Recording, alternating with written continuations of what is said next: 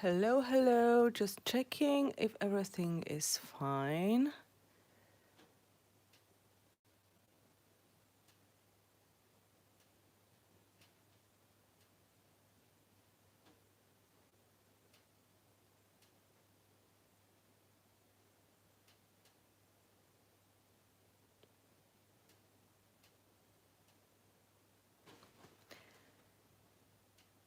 Hello. Hello, Cindy is the first one. Okay, perfect, guys. Thank you very much. Can you just confirm that you can hear me and everything seems to be okay? Hello, hello. Good to see you. Perfect. Thank you, thank you. Well, hello, hello.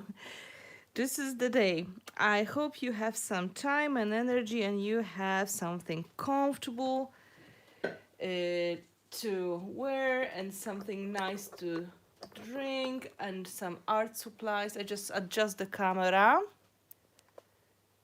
so everything will stay in place, and I have it on the charger, so just in case if we run out of energy, we have options. Hello! I can see a lot of familiar faces. Cześć dziewczyny, dobrze was widzieć.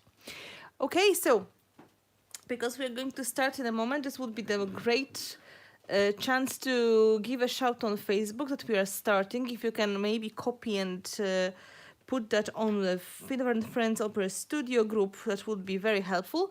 And of course, as always, I will ask you to give the thumbs up.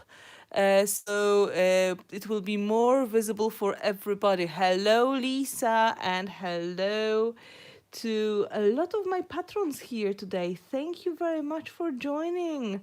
Well, wonderful, wonderful, guys. There are 40 people, and when I was getting ready for that edition of the live journaling, I was asking my patrons in the group what they would like to do with me, and uh, they suggested that they would like to see more of the flat textures for the journaling pages, which is kind of like a funny story because the texture and flat texture, right? So I'm not a very flat person, but I was trying to figure out, okay, which techniques would be the most beneficial when it comes to journaling and which would be the best.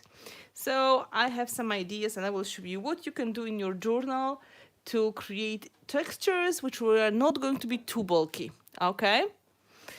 Hello to everybody. Szanownie pozdrawiam panie z Polski. Bardzo się cieszę, że was tutaj widzę również. So, hey everybody, I'm very happy. Hello to Pascal and hello to my other wonderful friends who are joining.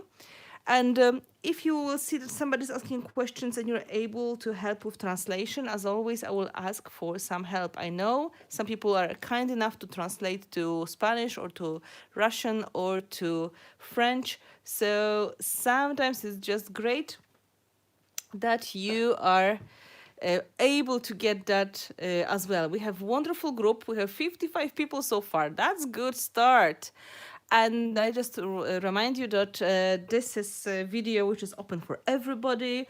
This is for something that I do on my channel for the fourth time now. So if you didn't see other journaling streams, you can have a look. And we are just going to create together. I will explain what I'm doing. I have some ideas and I have some options. So you're going to be able to decide about some things as well. So, oh, New Zealand. Well, it's early morning for you, my dear. So, guys, we're going to talk about textures, and I have some journals I want to show you first, okay? Because when it comes to textures, there are many techniques you can do. This is one of the pages I used for advertising for that evening, journaling evening, and this is not exactly what we have to do today. This is just I needed something blue for the photo, and this was with blue, and there were textures. It was flat. So this is an example of very simple techniques of layering papers of different kinds. So if you can see, here are the tags, right? Hello, Vasily, how are you? Right? So here are the tags. There's another tag here. There are some tapes. So the whole texture comes really from the pieces of lace, one piece of chipboard, and that paper. Most of that is just organized in composition that is nicely balancing it. This journal is huge. Okay, this is very big journal. This is A4 size, because this is a vintage book, in fact.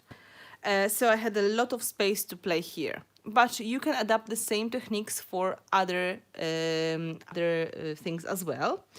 So just to give you some ideas what else you can do with similar technique. In the same journal, because I needed bigger space, I have journal like this. I have a page which is based on similar idea, but done completely different, right?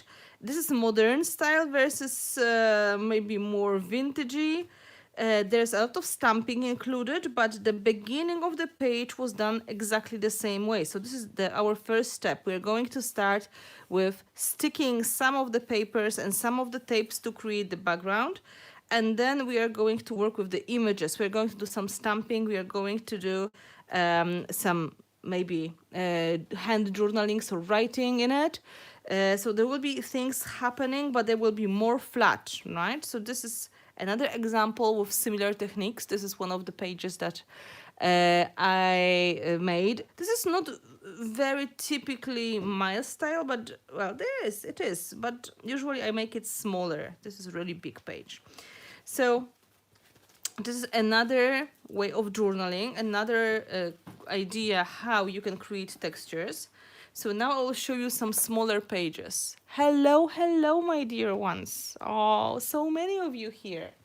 So going the same direction, but a little bit different final result. This page, right? Again, there is texture, but it is flat. So if you would like to, no, they are not transferred. These are printed on the photocopy paper. And this is not even photocopy paper. This is regular photo. But it's blended in the background, so it looks like transferred, okay? So you can see here I was working with the stencil and the paste. So again, there are textures, and I intentionally made them visible by applying color the right way. So this is very good technique to show the details, for example, of stenciling by intentional painting, right? So it's not just it is there, but you do something to enhance that effect. So this is another way of creating textures in your journal page. Thank you. I have quite a lot of journals that people forgot I ever done because it was done years ago, and I keep doing them. So you never know what is in my archives. Oh, hello. There's somebody from Jordan. That's lovely. So once again, before we are going to start completely, share this on Facebook if you can, or Instagram. Give the thumbs up, and we're going to start in a moment. Okay. Hello, hello, everybody. So another example, modern, but quite flat. Here, the most of the texture comes from the crackle paste, and I hope you can see it, right? So the crackle paste combined with just a bit of color. This is very simple, but because of the images, because of the colors I picked, it is quite striking. So you don't really need a lot to create a journal page. It all depends on your personal style. And it's very, very, personal choice what you want to do. And then the third one, with the same photo, this is just bigger photo, it's the same photo. And this one is even more of the textures in very soft color palette. But again, most of that page, it is just paste and stencil and then intentional painting, okay? So these are the ways that how you can create effect in your journals. And here in this kind of journaling, the photo or the image we are using is almost blended inside of the page. You don't see it. That's why it may look like it is transfer, in fact. So it's really up to you how you're going to work. Opposite to the dimensional style I usually do. This is also fun to make. It's really rewarding. So this is probably the book I'm going to work in today. Now, I want to show you something else. Oops, sorry. I want to show you something else. This is the page. Hello. This is the page which is done for Art Daily Cafe, and for me this is quite flat, as you can see.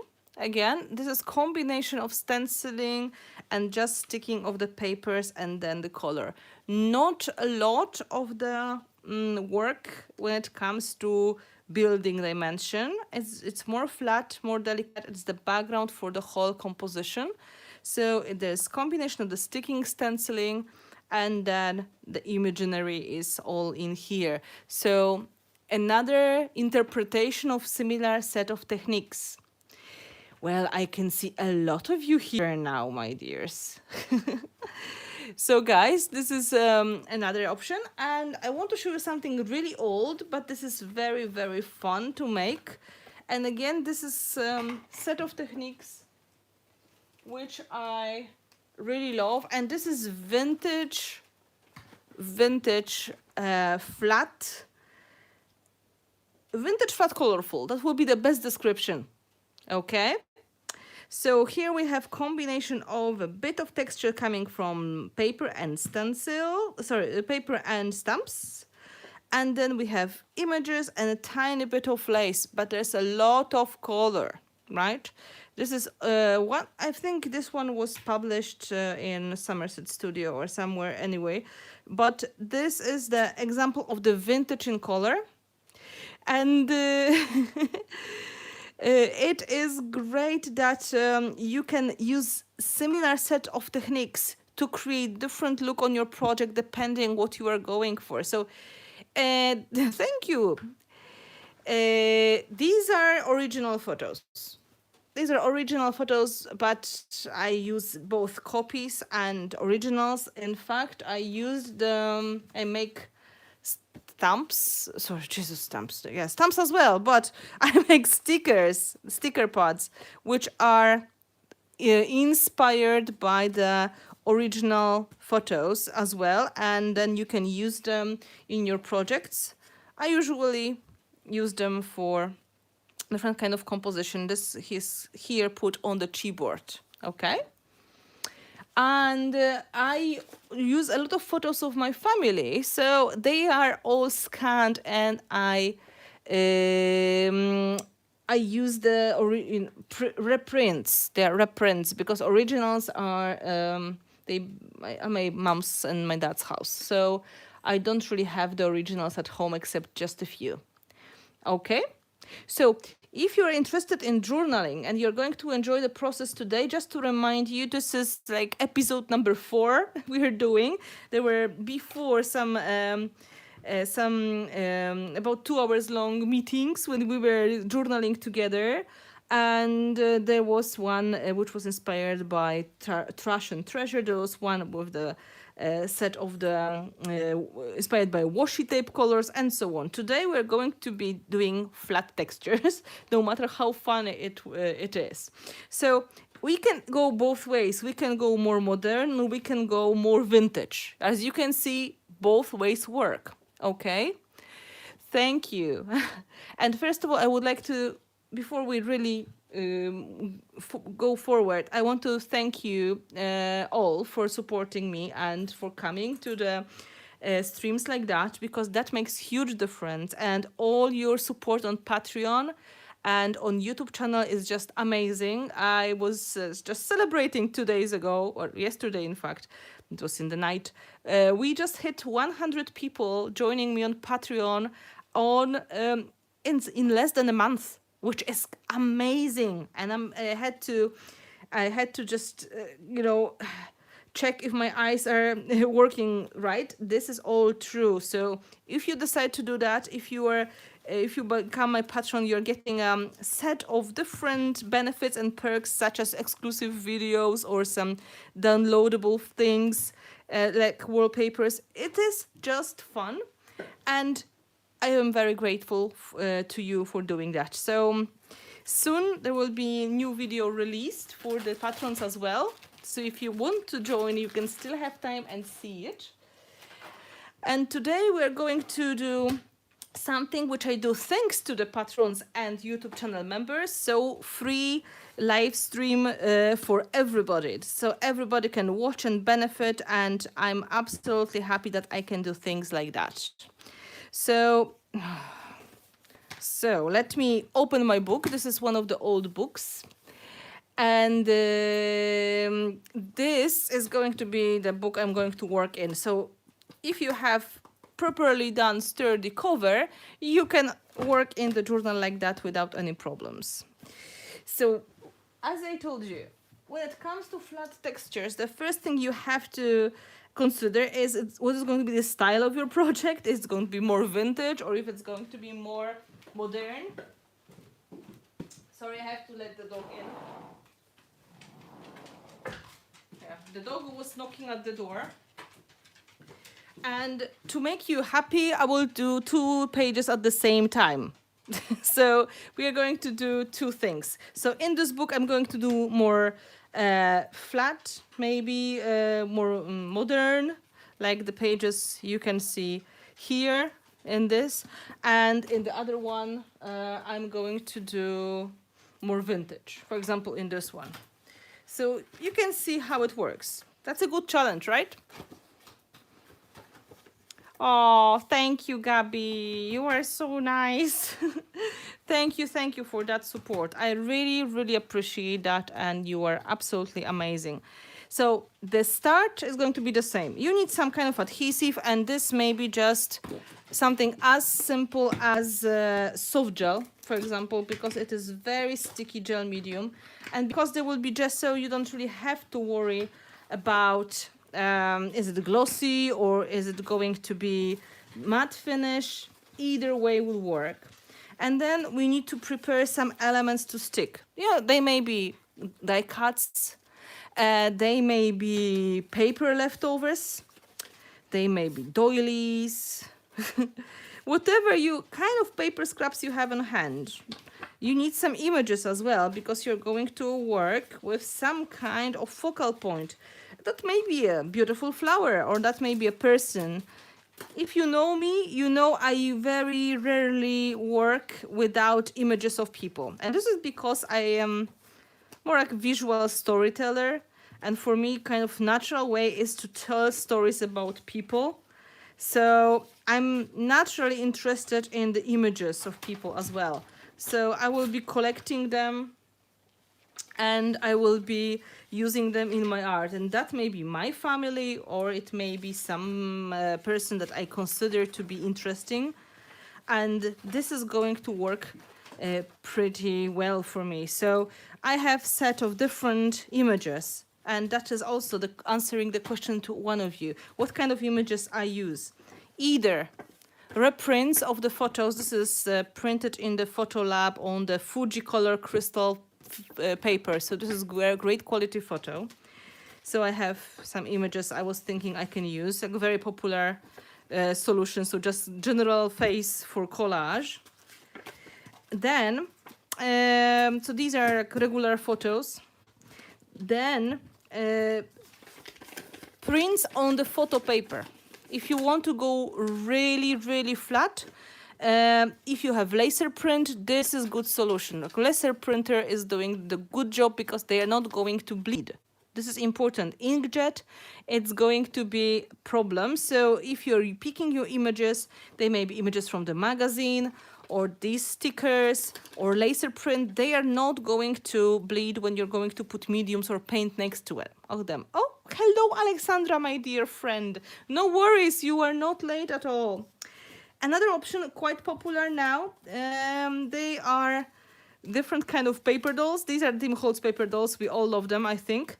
They are already cut out people from the vintage photos. Excuse me. So they are quite glossy. So they're going to be easy to repaint as well. And another option, this is a photo of somebody, like this original one. Original cabinet card, exactly the same kind of card I used in the project like that, because I would like to make something like this for you, something in this style, but just one page, not two, of course. And I would like to make more modern version, more flat for you as well. So it's going to be kind of great two-in-one. Do you like that idea? You want to see two-in-one?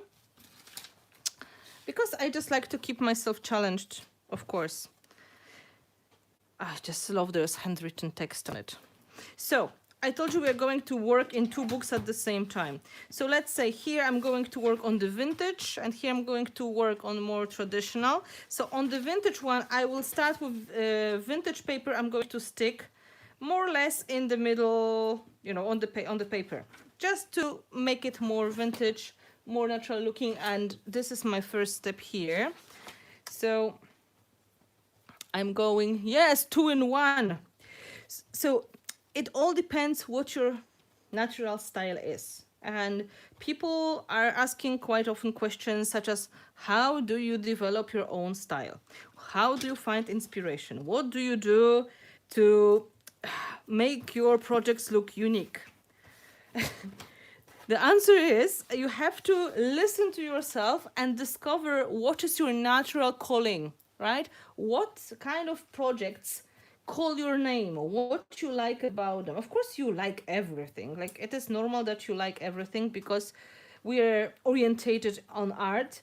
But which ones are the ones that you're going to really catch your attention right away? So try to analyze that. Try to see what is the natural what you are drawn to.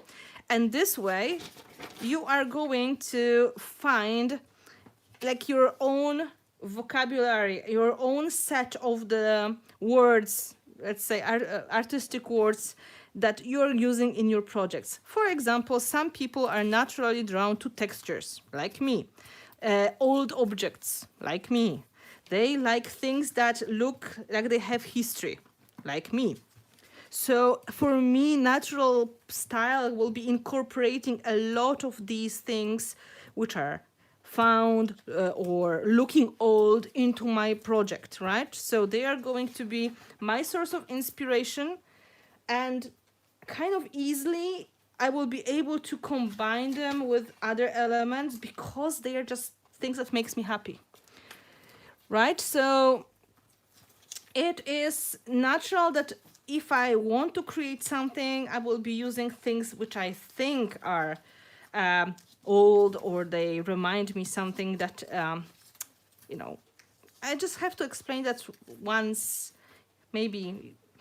Vasilis knows because he's seen my house, right? He knows how my house looks like. So he can tell you what is the problem with me, because I decorate my house exactly the same way as I decorate my journal pages and my projects. So it's eclectic.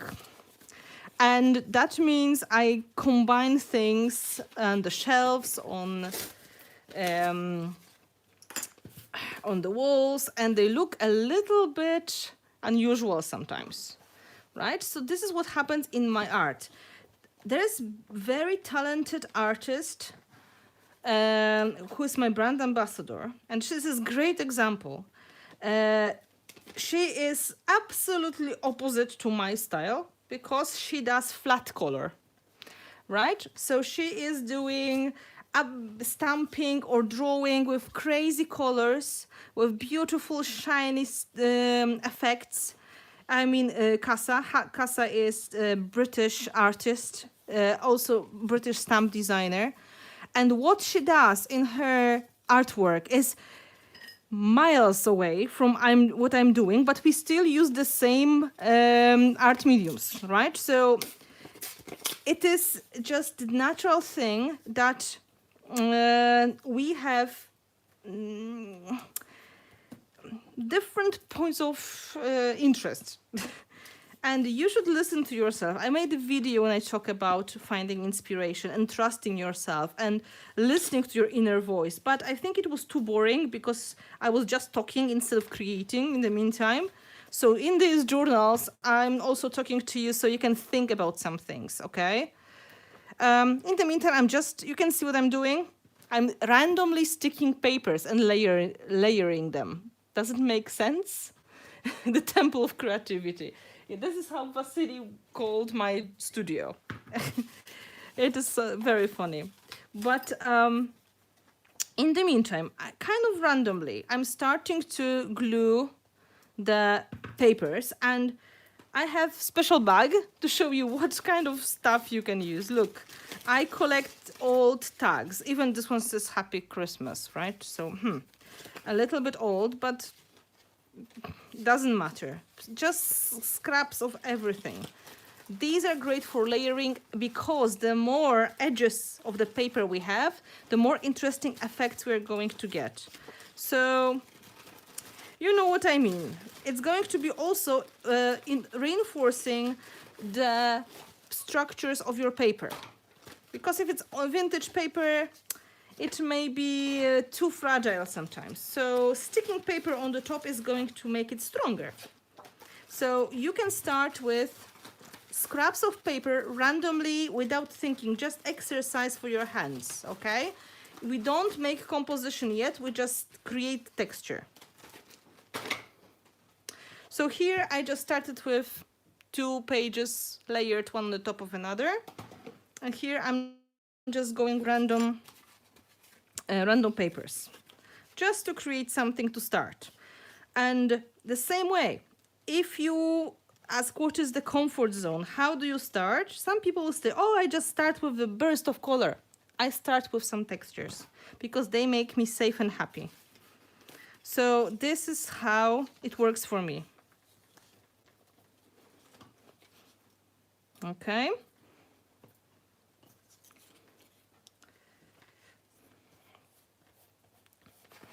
So maybe one more here, and we can start thinking about the composition. Maybe Happy Christmas. This was, yeah, Happy Christmas is perfect. This tag.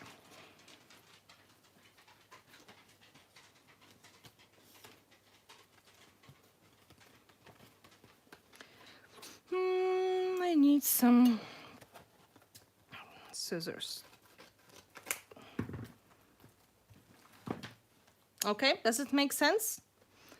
I try to hear your inner voice, but you can't hear it. Oh, come on. Maybe you just have to wait a little bit. Can we glue your paper? No, you can glue your paper. But just for the new people joining, we are starting with the soft gel, right? Soft gel is a very versatile collage glue. Now, here I have a plan. We are going to create composition with the cabinet card. So I will make it more vintage style looking. Here is going to be more modern. I have to pick the photo. So either I have to use the paper doll, for example. Maybe there will be people standing, or some more like striking image, like a photo that is going to be more modern. That was in fact my plan, to go more with the blending and adding some colors and adding some textures. So I will maybe take one of the photos like that. Maybe not my uncle, because I need to decide where to place, which is very romantic, too romantic for today. Okay, this is less romantic. That may work. Yeah, that may work. This is very big photo, but it doesn't matter.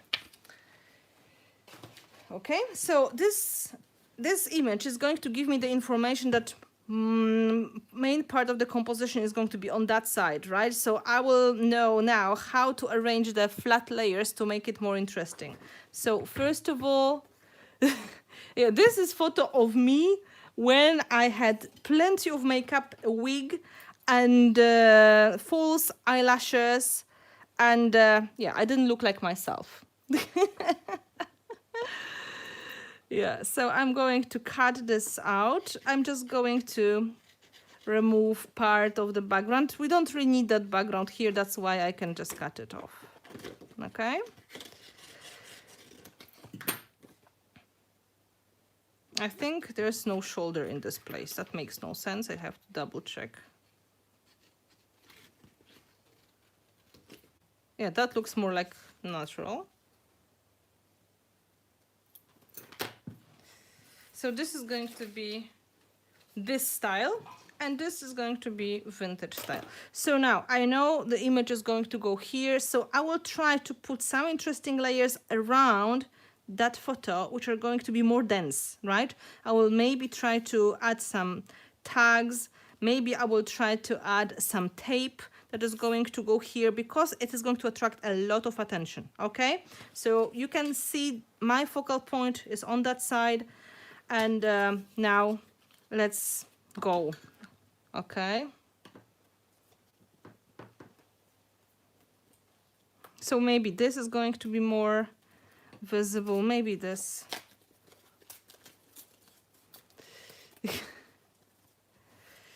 Come on, Vasily, you can stick.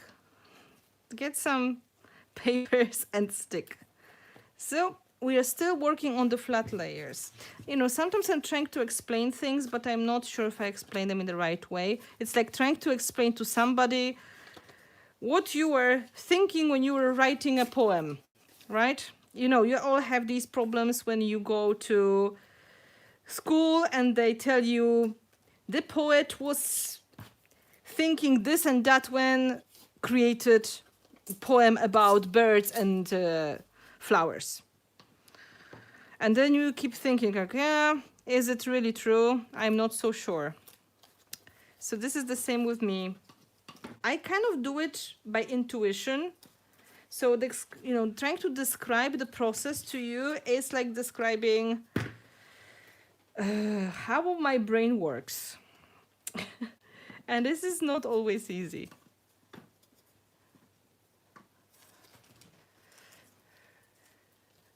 So look at the first thing I did. I did rhythm, right? Rhythm. I repeat similar objects on both sides of the project. Rhythm is going to be giving us the balance.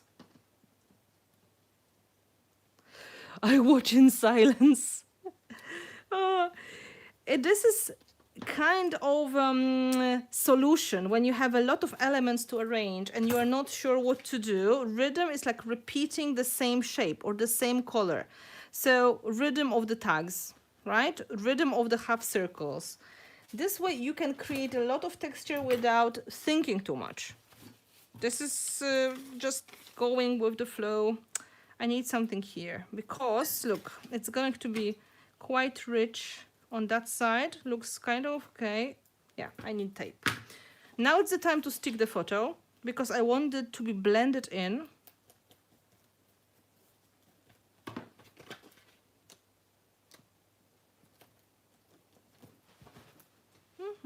And because this is printed on the photo paper, it's not going to be a problem to even paint over it if I decide to do so. And now I kind of don't like this to be visible, this bottom part, so I'm going to use some tapes to pull it all together.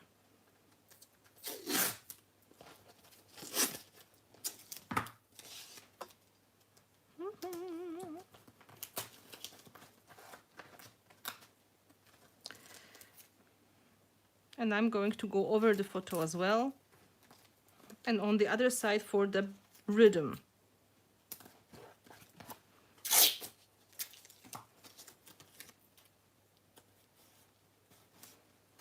I think some people overestimate how much thinking you really put in this project because you don't put that much thinking into it. You just let the things happen. Okay, so this is the moment when I will let it dry and we will move to the other background. Can you see what was happening here? How does it work? This is not fair. I'm the one who is working and you are just watching and drinking coffee. Well, it's okay. Replays are for that, so you can always come back to it and watch. Can you see the rhythm? Can you see the kind of balance in the composition? So this is not the end. We're going to add one more thing, but first I will let it dry and we will do something in the vintage part, okay? So in the vintage part, we are going to maybe, let's put, now he wants to be on that side because he's looking that way. So again, on this side, does it make sense?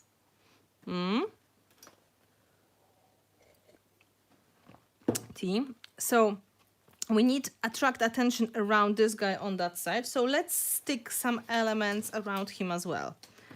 Not as many though, because this is going to be more colorful, maybe, or more busy. So I'm just going to use some tags. Tags are nice because of the hole. Holes, they're kind of exciting when you paint them. They are showing lovely textures. Right, so let's say this is going to be here. Let's find something to balance that. So maybe this will go nicely. So I started to balance that with this paper on this side. So this paper will go here.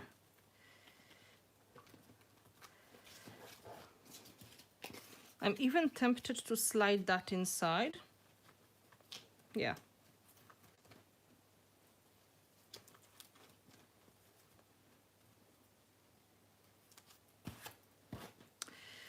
This texture is really nice.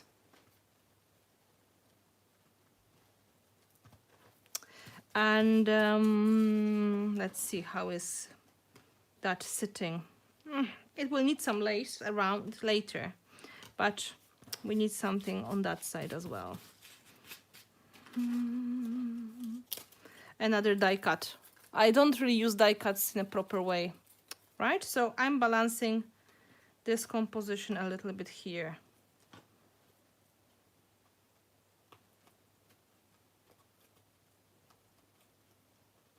And of course, tape is your good friend as well. So we may use the tape. First this one.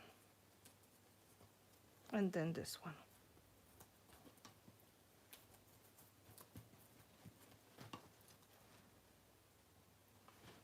Yeah, that makes some sense to me. Like I have elements which are repeating.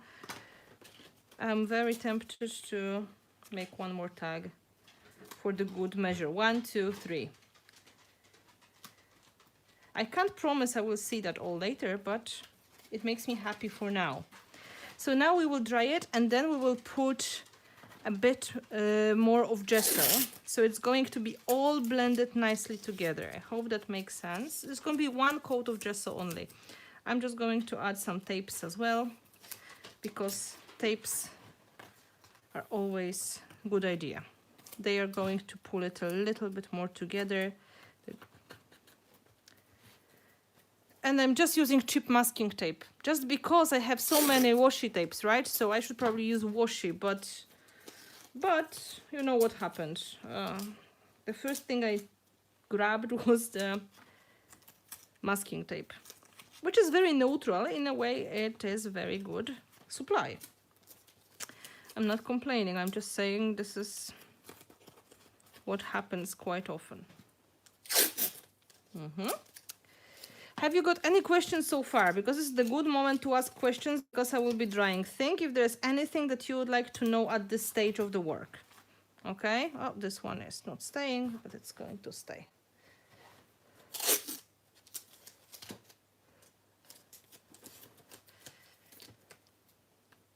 Oh, thank you. You like how I layered the left side. It is kind of simple, but not simple, right? So let's give it a chance to dry a little bit before the gesso.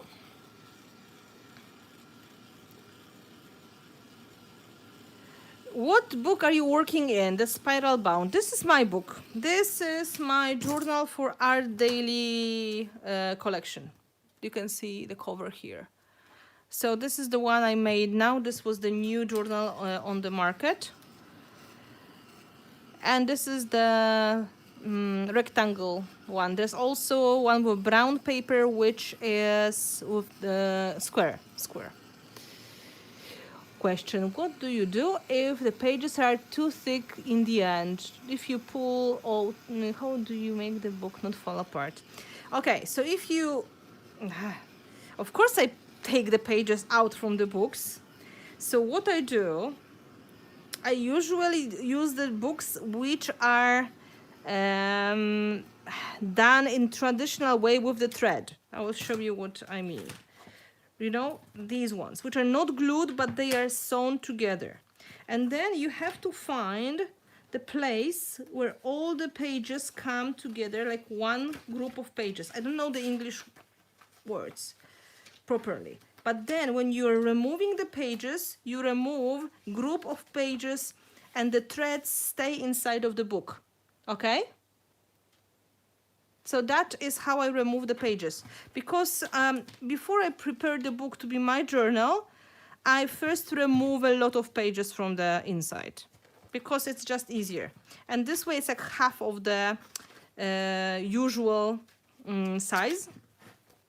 And this way it is enough space to put your pages in. Yeah, I always remove pages because it will be too much. And then we have pages to layer on the other pages. Signatures. Yes, Carol, thank you. So I remove the signatures out, right? Not like random pages. I find the group of signatures, and I remove one, and then I leave another. And I remove one signature, and I remove another. You know, this is how I do it. Signatures. Huh. Very good. Yeah. So now I'm just giving that a moment of drying, and then I will take white gesso and I'm going to gesso it so it's going to get more unified and more flat, and then we will work on more textures. So white gesso, signatures. That makes a lot of sense to me.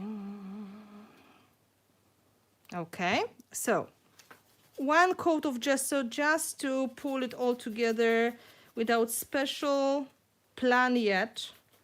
And if I am going to paint on the photo, I'm going to clean it.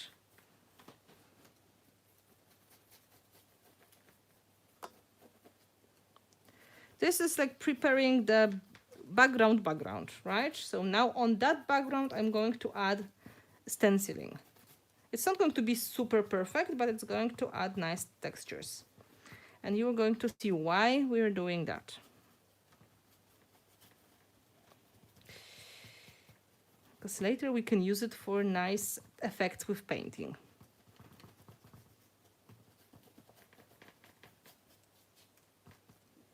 Okay, so I painted here by accident. Now I'm going to just clean it off with the baby wipe.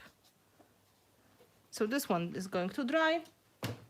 Now we do similar thing with the vintage page. Not too careful though. This one I want to keep the edges brown because it's going to look more natural and nice. We want to keep it old looking. So I'm only painting the middles. And not too many layers because I maybe will still see the print in some parts. You can dry brush a little bit on the outsides.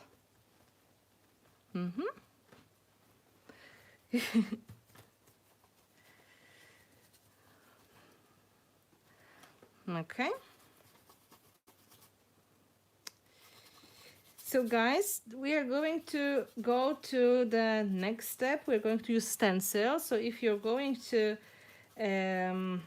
work together with me, you can pick your favorite stencil. I will tell you what are my preferences for the stencils when it comes to these kind of projects. I will try to explain the best I can. Yeah. So not too perfect, as you can see. Okay. Now quick drying, we're starting here.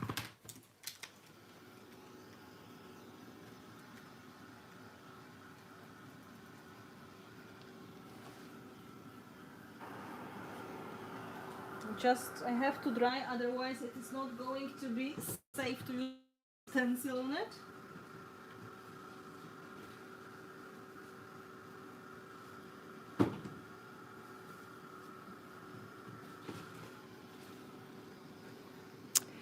Any questions? Maybe you would like to tell me something?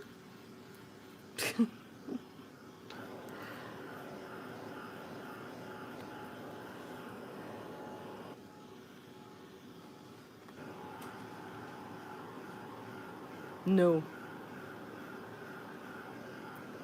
So in the meantime, I will just remind you to hit the thumb up, to give the likes to the video, so you can make it more visible for others and find it later as well.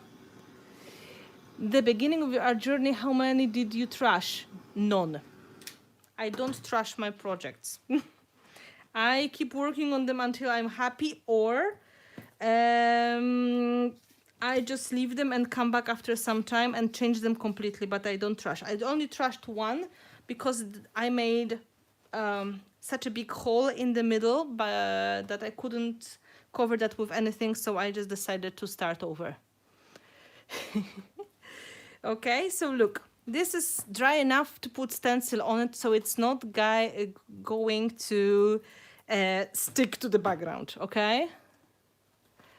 Yes, I made a video on soft gel and all other products, so you can always go back and check. Now, the stencils. If you plan to use colors and you would like to make sure the structures are visible, especially if you're going to work with the pastes which have some texture which is quite gritty, or you would like to make sure it's going to be visible on the top of other texture, it's a bad idea to take stencil which is too delicate, because you will never see it.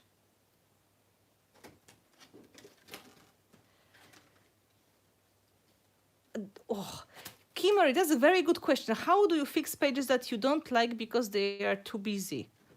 That's a very hard question, because I don't know what is too busy page, because my pages are very busy, and this is what I like. So you just have to use less color or less texture. I will just explain, okay? This is also interesting when it comes to the balance, and I will tell you what I think, okay? So this may be not too visible, right? These are the quite complicated stencils. This one, on the other hand, would work much better on the top of these textures that we have already. More bold design is going to do better job, okay? This is something that is going to be visible. If you're going to go with the delicate textures on the top of already existing, it may just disappear, right? So go bold. It's going to work really well. And I'm just going to pick one stencil to make it, to make it easier for ourselves.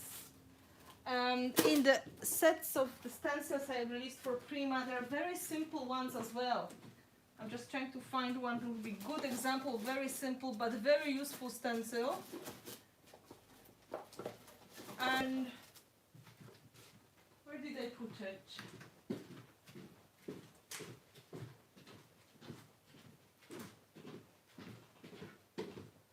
My brain is fried. Oh, here. No. Really?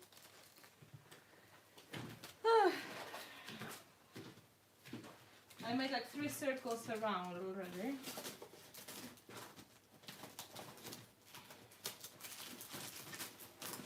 For example, geometrical patterns are very good.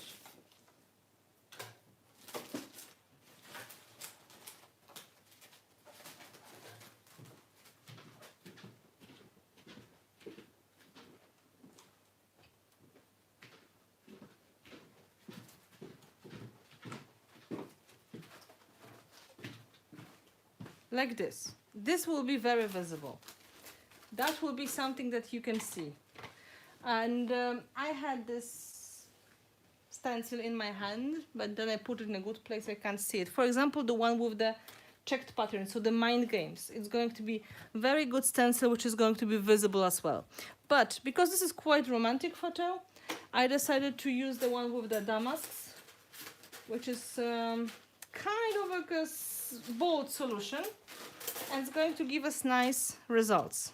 Okay, so for example, here and around the photo, I'm going to use the same pattern. So the intricate ones, they work better for flat surfaces, something that is going to be starting point. When you already have a lot of texture, go for bold. Okay, does it make sense? So now I'm going to use paper paste, which is white paste with a bit of fiber in it. And I'm going to do just a bit of pattern. It doesn't have to be perfect. Remember, it's hard to do perfect on the uneven anyway. So you have to accept it's going to be wonky. And it's great exercise for people who are perfectionists. Like this is wonky, kind of naturally, but it's okay. Because this is uneven, it's not possible to do it right. So I'm going to do a bit of that as well here for good measure. And of course I did it on the face, but I'm going to remove it. Okay, maybe a little bit here as well. Yep. So now I'm going to put it in the safe place and I'm going to remove it from the face. This is one of the advantages of working with the photos from the photo lab. It's very hard to kill them.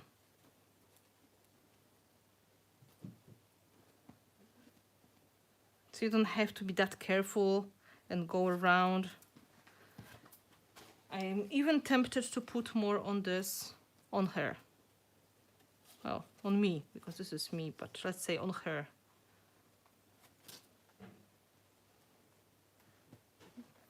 Okay? So we have texture on texture. And then we let it dry. Of course, with the heating gun.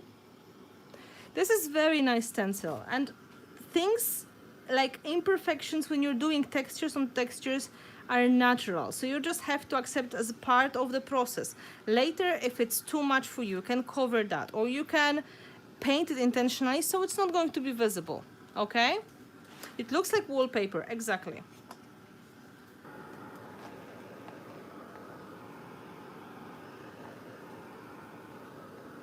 I can show you some effect, which is with the very imperfect stenciling, and then it was turned into something a little bit more interesting. Maybe this is going to dry in the meantime. Sorry. That heat gun just doesn't work for me. I know it is quiet, but yeah, it is in this book, so I have to carefully look in. Yeah, this stenciling was very imperfect, but what I did, I added crackle to it, and now it looks perfectly fine. Okay? So here we go. And here, instead of stenciling, we're going to use some lace. So let's take our guy, fix him in the right position.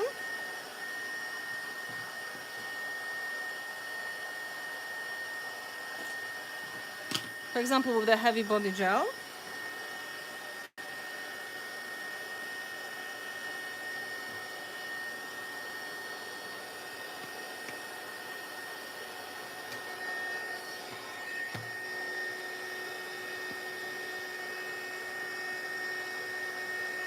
And now we're going to add a bit of the delicate lace, just to show you the results we can get. Something like that, right? Not too much. You can see it is getting there. But just one or two, not too much, okay? So let me take a bit of lace. Maybe this one is kind of nice. And this one. And we're going to add some delicate layers in the background. So instead of stencil, I'm going to use lace. You know I like using lace, so this is going to be a good option if you have plenty of these scraps. They are going to work really nicely. Oh, this is beautiful. Look. Oh. So this one is drying, this one is in progress. Oh, I didn't look and look what happened. There's a dog with a heart. Oh my God, Lisa, you are so kind to me. Thank you. Thank you, thank you, thank you. I want to keep that part. Look how beautiful it is. I'm going to use it in the other part of the same project. But first I'm adding like the background. Yes, perfection is overrated, and I really think many people believe that the projects they see from others are perfect. They are just amazing and they have everything exactly as it was planned, right? This is what we think. When do you clean your stencils? Right away. I clean my stencils right away, but I have a bucket with water here. So I just threw it in the bucket with water. So this way it is going to stay safe.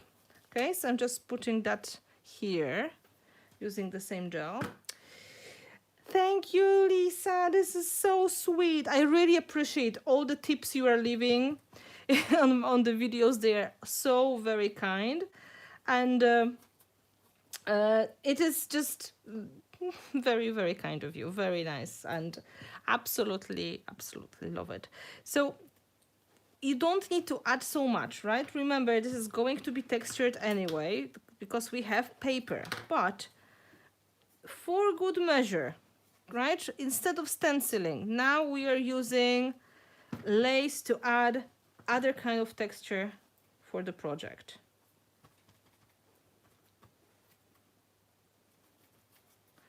And maybe this beautiful, beautiful part.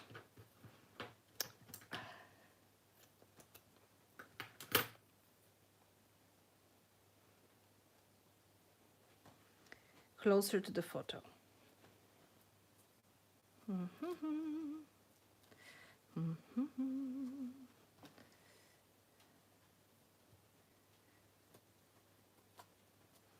Okay, so soon we are going to start adding color. I'm going to add more lace to it, but not now because I want to do some stamping in this as well. So it's hard to stamp when there's too much lace. So we are going to stop here. Hi, Ilona. And hi, Peggy. That reminds me old clothes that my mom has from her aunts. Yeah, 100 years old, very likely. I get these on the flea market. So they are very, very old. Yes. Okay. So look, we have that ready for the next step. I'm checking if this one is dry. It's kind of dry. I will just give a moment with the heat gun and then I will start working on the color here, okay? So, noisy heat gun. I'm going to color the lace with sprays or with the acrylic watered down paint. And you will see it's very easy when it's on the project. I don't color it that up front, I color that when it's already on the page.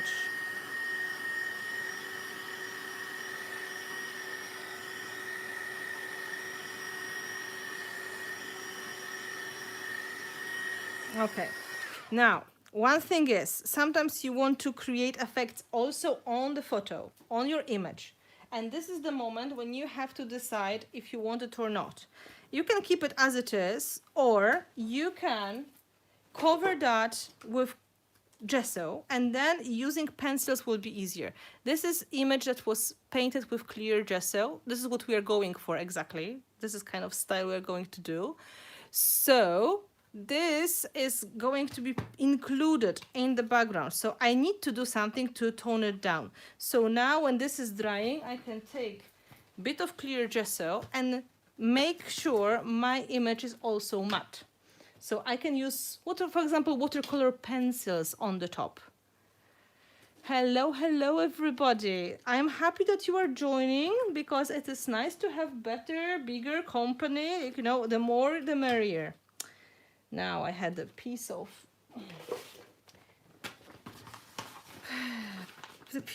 this as my palette. You can see I'm not master of organization, right? It's not like I have everything planned. I told you these streams are showing you how I create for myself. So I don't have a plan. I just have a general idea what is going to happen.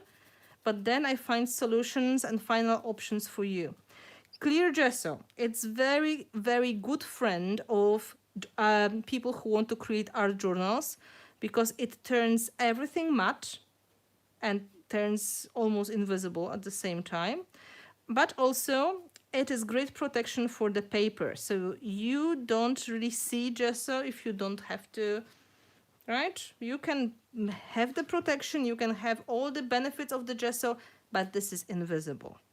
So it's really popular for art journaling and for collage.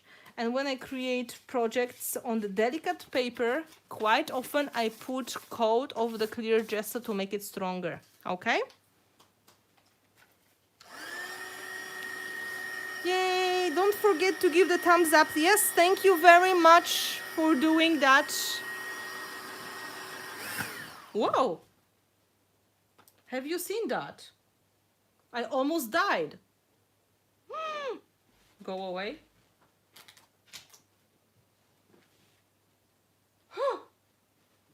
Okay, I'm fine. That goes to the bin. I need new heat gun.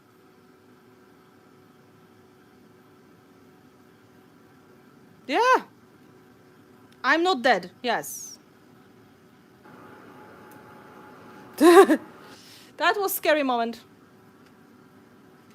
Yeah, it sparked quite heavily. It's dead. So I only use it for like 1 month. Don't buy this kind of heat gun. Hello, hello. Okay, look what happened. Gesso disappeared. Yes, hairdryer works as well, but it's blowing really hard. Sometimes it's blowing off the design.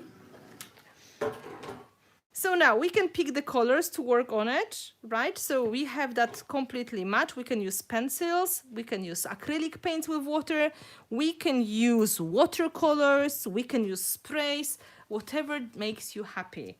So I'm going to clean that off and we'll start coloring that page. Sparkling. Well, my husband is not here yet, so I think he decided I'm not going to die. So it's fine. But I'm sure he's going to ask me some questions later. So we have textures a lot, right? We have a lot of texture. They're not visible yet. We have to make them visible. So now it's time for intentional painting. Okay? Yeah, it's like...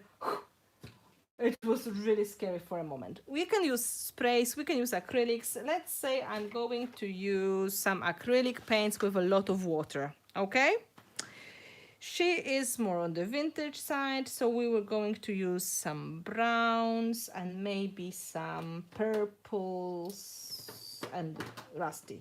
This is good color palette. So let's take some liquid acrylics, some pink, some brown, then brown, and maybe, where's this purple I'm looking for?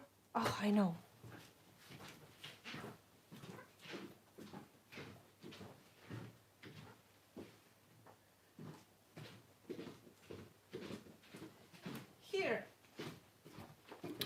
right? So you can put them into water and make them into sprays. This is one of the options. Like I have some here, or you can just apply them with the brush. It's, you know, just keeping the yeah, no, I'm not burned. No worries. It was just scary. No, if I was burned, I would tell you. No. Just my heat gun died in a spectacular way. In a spectacular way, okay? So this is good answer. This is important moment for people who feel that the pages are too busy, okay? So look, when you're going to work with colors, you have to decide if you're going to be more on the texture or more on the color. The more color you're using, the less texture is going to be visible. So you have to limit yourself. Either you're going to have very limited color palette, maybe just 2-3 colors maximum, or you are going to create a really colorful project, but almost flat, okay? This is what I believe works the best. So it's kind of the rule that the more texture you have, the less color you should put, or they have to be kind of similar. Right, so I'm covering her, so I'm not going to put too much paint by accident. Let's start with something neutral, so maybe some browns. And then maybe some purples. And then I'm going to use the water to make sure it's going to go wherever it wants to go. You can see what happens. I use this technique a lot. It's instead of spraying. You can use it instead of spraying, and then even if it dries too quickly, you can see this is not going to be a big problem because we can always use gesso on the top, and this is like another option. Look.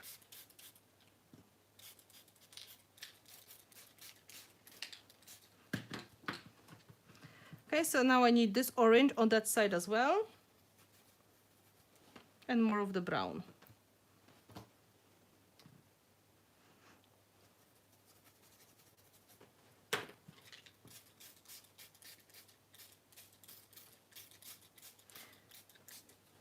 Yeah, purple is not enough. We need some purple on the bottom.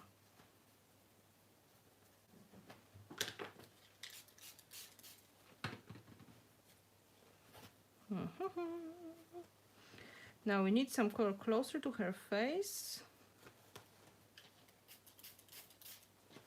Now we can make it on the picture as well.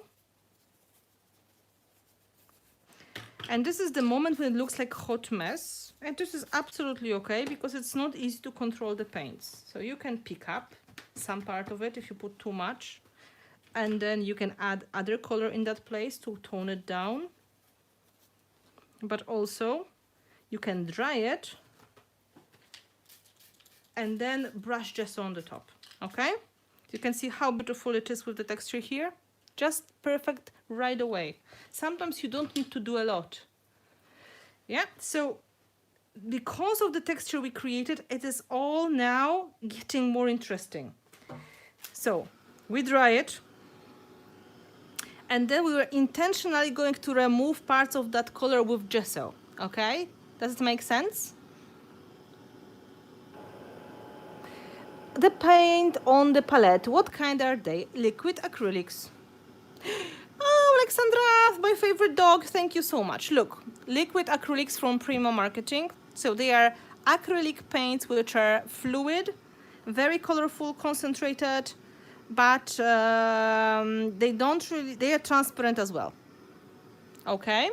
But you can do it with any acrylic paint or any spray. For example, Lindy sprays or glimmer mist, because some of us, we still have glimmer mists at home. Just saying. Yeah, like me. I'm just using that because I was too lazy to put it into the bottle. Here I have brown color, which is already mixed. So liquid acrylic inside of the bottle, but mixed with water. But you don't have to do that, right? We are almost getting to the finishing touches, we have to decide what to do. And I will show you how you can finish that. How to get from this to, I just hope I can, something like this. Yeah? You're saying that even though you may lay down a lot of color, you want the texture to stand out, you will need to pull back some of the color, correct? Exactly, but yeah, this is exactly my next step. I'm going to pull it back and I'm going to put it intentionally in some selected parts. Watch me carefully, okay? I'm just trying to see if it's dry enough, should be. So now, kind of pretty, but disorganized. You can see this is like, yeah, hot mess. And she is still white. This is a good start, but we have to now work on the final touches. So you can go back to your white gesso and you can think about steps such as pens or pencils, which are going to help you to show the edges of the interesting things. But at the same time, they're not going to be another color you put into it. You're just going to use the same color. So I will show you with the gesso first. First of all, I absolutely love that part. I'm not going to touch it, right? It's beautiful. On the other hand, this is too much and this is too much. So now I'm going to dry brush a bit of gesso in selected parts and see what happens. It's going to tone it down and it's going to make it more subtle.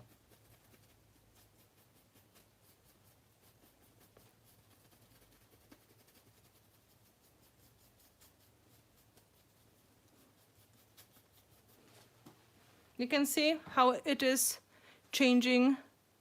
What kind of pencils? I will show you in a moment. I'm not there yet, okay? I will show you the pencils in a moment, but I'm going to use watercolor pencils and regular graphite pencil as well. So you are not going to miss anything.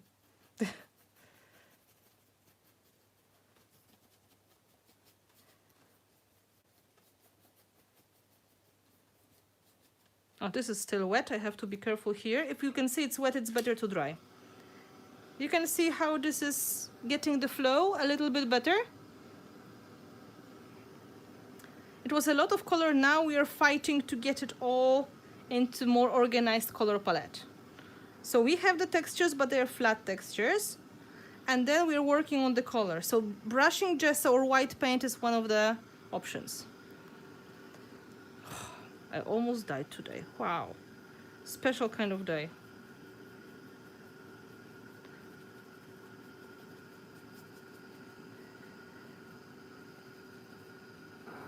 I'm glad I have extra heat guns at home.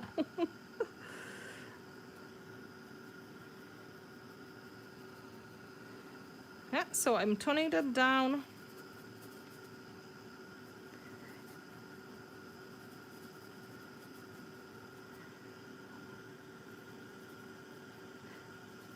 And now you can feel, oh, I removed too much in some parts. It's okay. We are going to see it is not a big problem.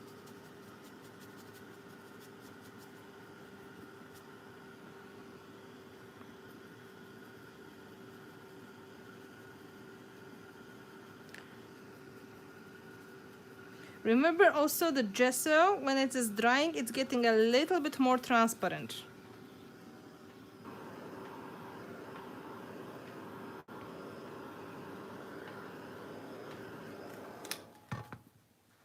Right? Can you see the difference? This is paper paste. This is texture paste with the effect of the paper. It really looks nice. So now, we're going to add some color to her face as well. So I'm going to dilute the colors I'm using, and I'm going to intentionally put the color on the face of the person. So I'm going to make it very watered. Hello, hello, everybody. I can see some new people joining. So in some parts, I'm going to do a bit of that brown.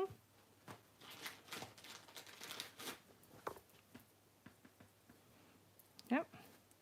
And then a bit of that purple as well. I need more water.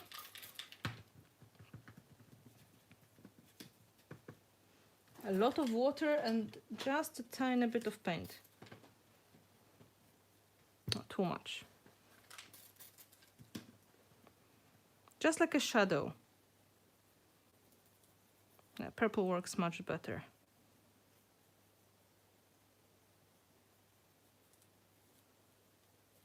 You don't have to be an artist really to make it right. You can now take the baby wipe and make it softer and nicer. Just try not to paint the eyes, because that usually is a bad idea. So the image is already blending in much better. Okay. And now we can take the pencils and highlight some of the details. So this is again the element that you can do intentionally. Look, this is what we are going to do. Highlight some of the things. I lost this page. Oh, where is it? Here, right? So now, which colors do we use? We have shades of pink, red, brown, and purple. So I'm taking watercolor pencils. You can see these colors I have here. And this is kind of precise tool, so you can easily get into the details if you want to. Does the texture paste take color better than modeling paste? Very similar, I would say. The feeling of it is a little bit different, but maybe a little bit better. Okay, so now I'm going to use the pencils and intentionally to show some parts of that design. And because this is watercolor pencil, I can always apply it and then make it wet. So I apply 2-3 colors to show the details better. For example, here's the flower we would like to see. And you just start more like in a free hand. And then you take the brush and you make it wet. So now you can do more of the detailed look.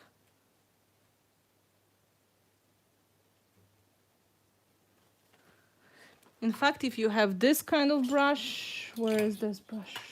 This kind of brush, it's even easier because you have the water inside, but I was too lazy to fill it, so now I have to work with the regular brush.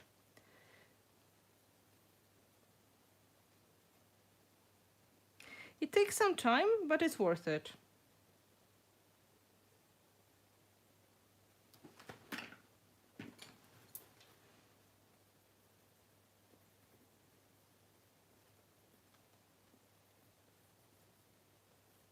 So you're introducing the colors and you are, in a way, highlighting the details that are maybe missing.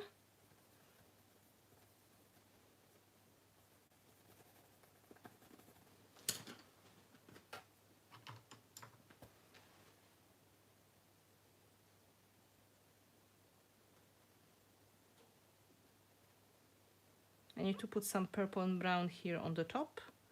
And this red-orange is really making the nice result on the bottom as well. This is boring, so we have to play here with some more color. So either I need to add more of the acrylic or just the watercolors, but I'm going to do more of the acrylic.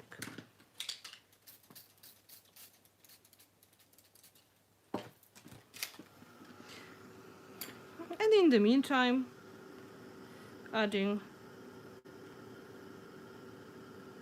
you can show the edges of the tag, edges of the paper or tape. It's really for you now to decide which elements you would like to highlight, but you are not introducing any new colors. Does it make sense?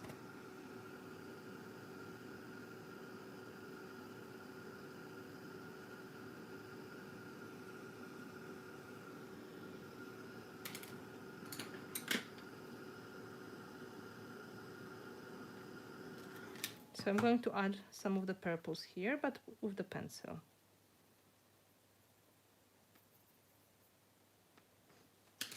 And again, the brush. You know, not every solution you are doing is going to be quick, right? Sometimes if you want to get results, you have to wait. You have to do something step by step. I was asked many times in the class, like, can we make a big project in the class? Yeah, the answer is no, because it's going to take a long time. These projects, mixed media, big projects, take time, right? So it's going to be time consuming, and it's going to be kind of too much to learn, to spend on the project in the class. But you can learn that in the smaller scale, and then you can go home and create your own version in bigger scale. And that is going to make a lot of sense, because you're getting the knowledge and the results, and then you're able to apply it to your own designs as well. This was still wet, so I have to do some color here.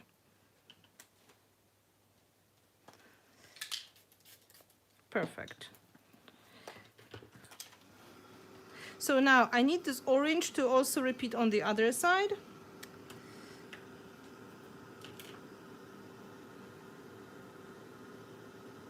So I'm going to add it. Of course, it's much easier when it's completely dry, but we live in an imperfect world when we have to do some things quicker.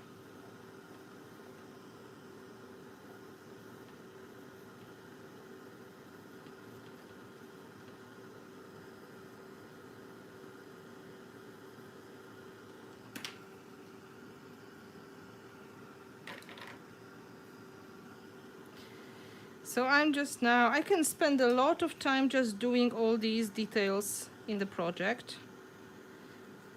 But the general rule is we want to show interesting parts and interesting edges. So for example, here we have this nice flower. So I'm going to show that interesting flower. Oh, where's the brush? Here. And then it's going to look much nicer. This part I don't like. It looks muddy, so I have to do something in here. So I have to dry it first. But on the other hand, I can show you that now you can also, introduce the colors on the other side.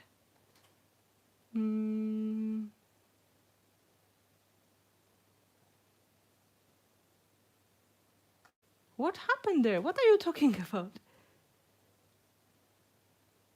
Ah, the daughter. Yeah, the daughter.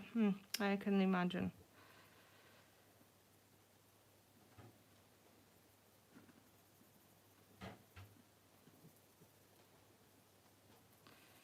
They have their own ways.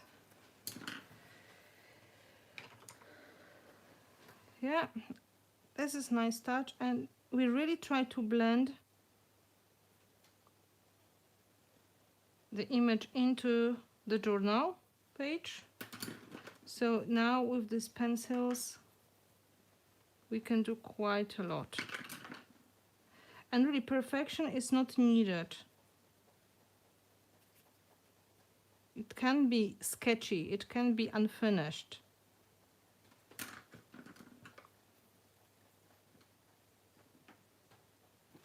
Now I have to do something about the mud on the other side because it was too wet, so I'm not able to fix it that easily, but I can use solutions. And solution maybe, so very quick solution.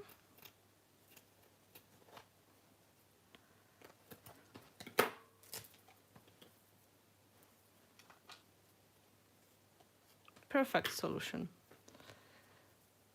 Yes, I will bring it closer to camera in a moment. I will just make sure it is all done, okay? And I need a bit of tape as well. Tape, tape, tape. I lost my tape again.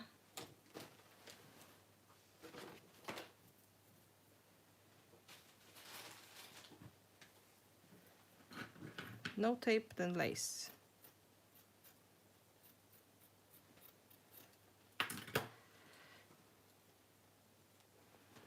Gel, where's my gel?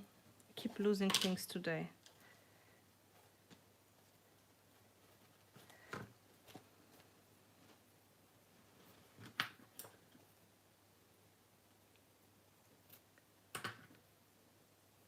Yeah, mud. It happens. It happened because the paste was wet. If I was more patient, I would be okay, but I wasn't. But because I'm putting some lace in there, I'm also going to put some lace in here, so that looks like completely intentional part of the plan, you know.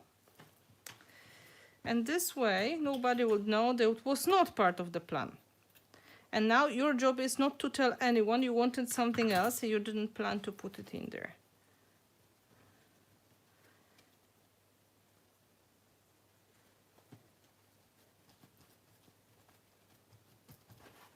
Okay, so this is before painting. Mine did the paste mixed with the acrylic paint. Yeah, drying is very important. Yeah. Can you see the details better?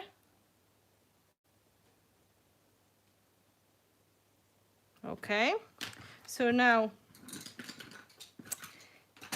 quickly drying that and adding the color. Maybe some brown. And nobody will see. There's a different kind of plan for this.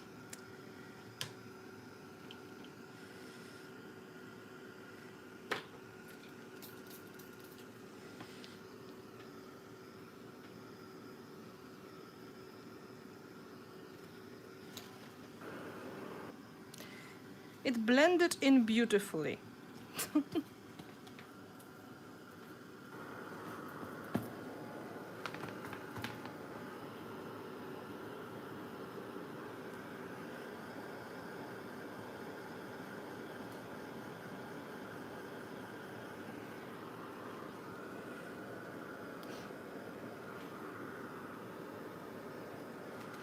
Okay, so now I can work on the final details here. I can add more of this color around the details and so on and so on. It's not disturbing me that much anymore.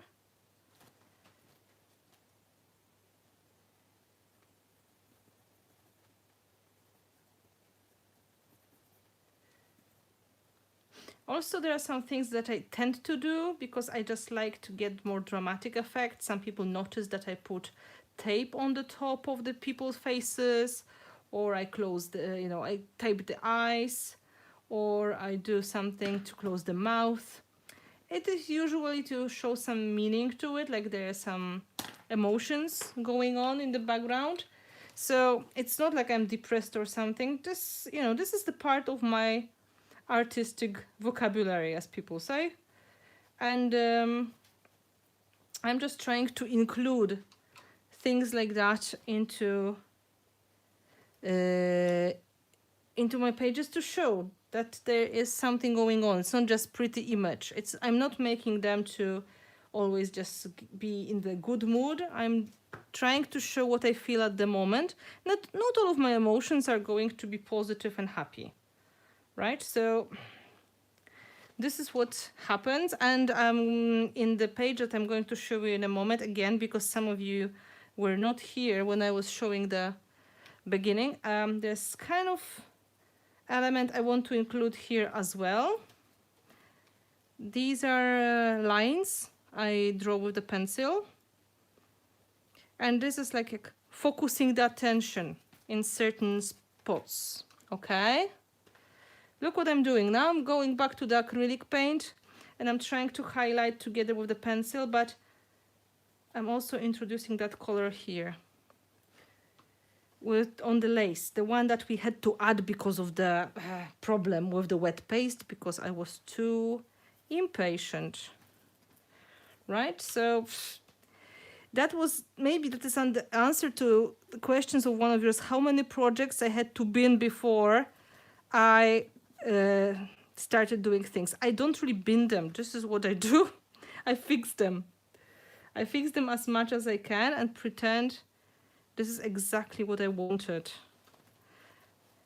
You know, pretending is part of the process. And because this is mixed media, you're allowed to use anything you like. You can use crayons, you can use paints, whatever that seems to be working at the moment, it's going to be a good solution.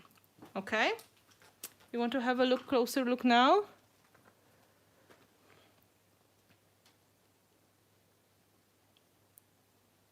Right? So now, this big journal of mine. Oh, I almost stepped on my cat. The page I was showing you, this is similar technique, but I also included stamping. Trying to find a space on the staple now. No, not this one. This one. You can see I use the lines to divide the sections of the face.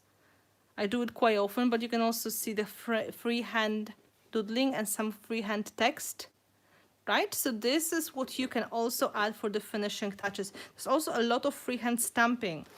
So in this page, because I already did gesso on the top of the face, I can repeat similar effects as well.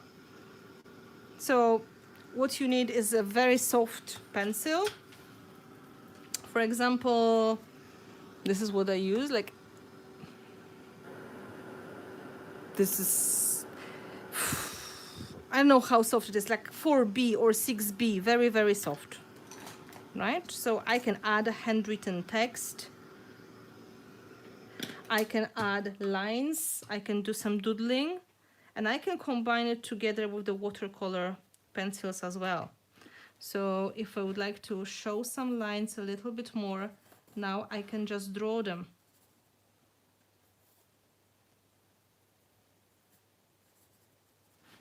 Right, so this line is really visible, it's nice. But I can also do a bit of a shadow around the person, so she's more visible.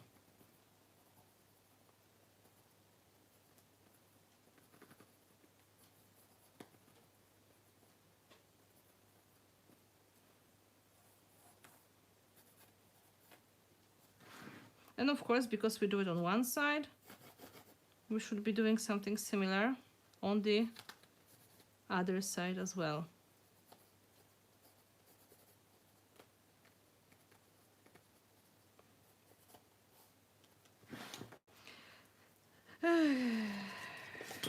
For example, if we want to create the dramatic look, you can go with some of the lines.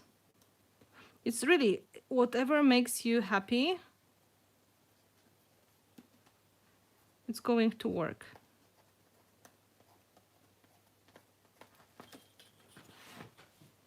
I just remove it from the eye, so this is not covering the eye that much.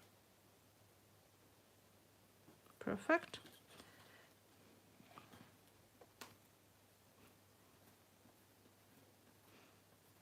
I have a lot of elements I repeat in different journal pages. Dots, lines, swirls.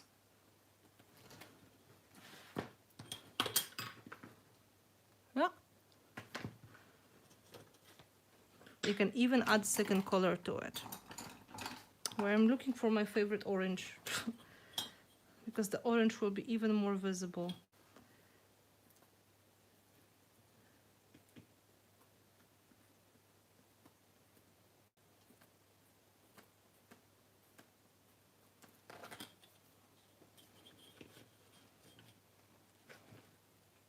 You can do it with dots made with liquid pearls or things like that as well. Accents in the end. For example, this kind of stuff.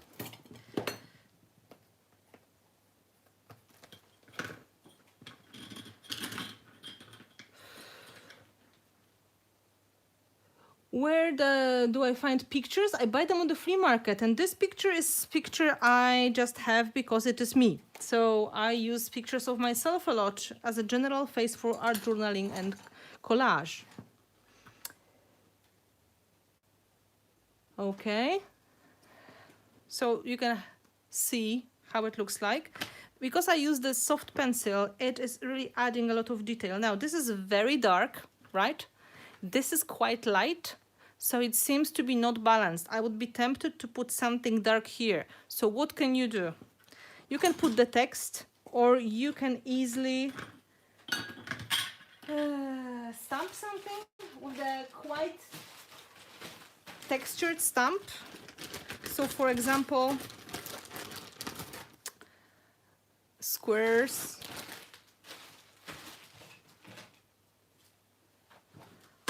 some text or some numbers. Permanent ink will be the best solution. So we are adding the last texture to it. I'm going to look for the ink. I should have some archival ink here. Yes, explaining in Danish. You are so good. Thank you so much. I can't explain anything in Danish myself. So I hope you're enjoying that so far. What do you think about that page? Is it coming together nicely or not so nicely?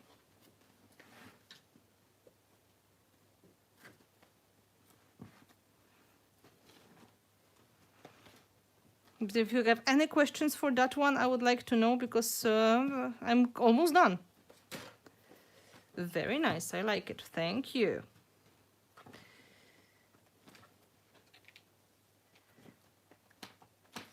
See, I'm adding the numbers. They're just numbers. I don't even put them on the block.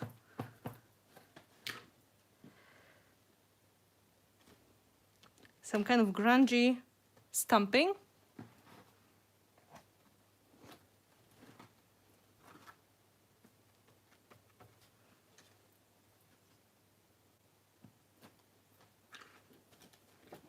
Archival ink, so it's going to dry completely permanent. Okay, so now I'm adding one more. Stay there, don't go anywhere. Texture, a little bit of the dark stamping, but my main goal is to stamp to balance the heavy dark hair of the person, right? So I'm going to stamp mostly in the opposite corner, not everywhere.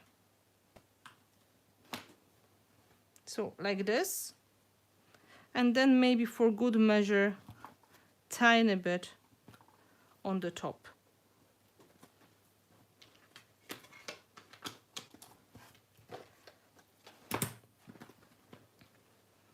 Can you see?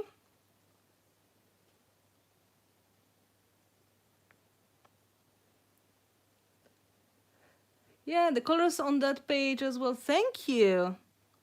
Well, you make it so completely organic. I just see things like this is too dark, right? Look, sorry, not Gabby. That was Elizabeth. So look, this was such a dark part of the page. I had the feeling this was overwhelming, so I had to think about solution which is going to give it balance. So either I would have to create some dark texture here, paint it, or I would have to think about putting more of the dark pencils, right? For example, or I would have to go with some other solutions. And then the easy solution is just stamping, because then it is going to add another texture to it. So this page is flat, really. If you compare it to my usual pages, this is flat, but it is still having a lot of details in it. And it's thick, but it is flat.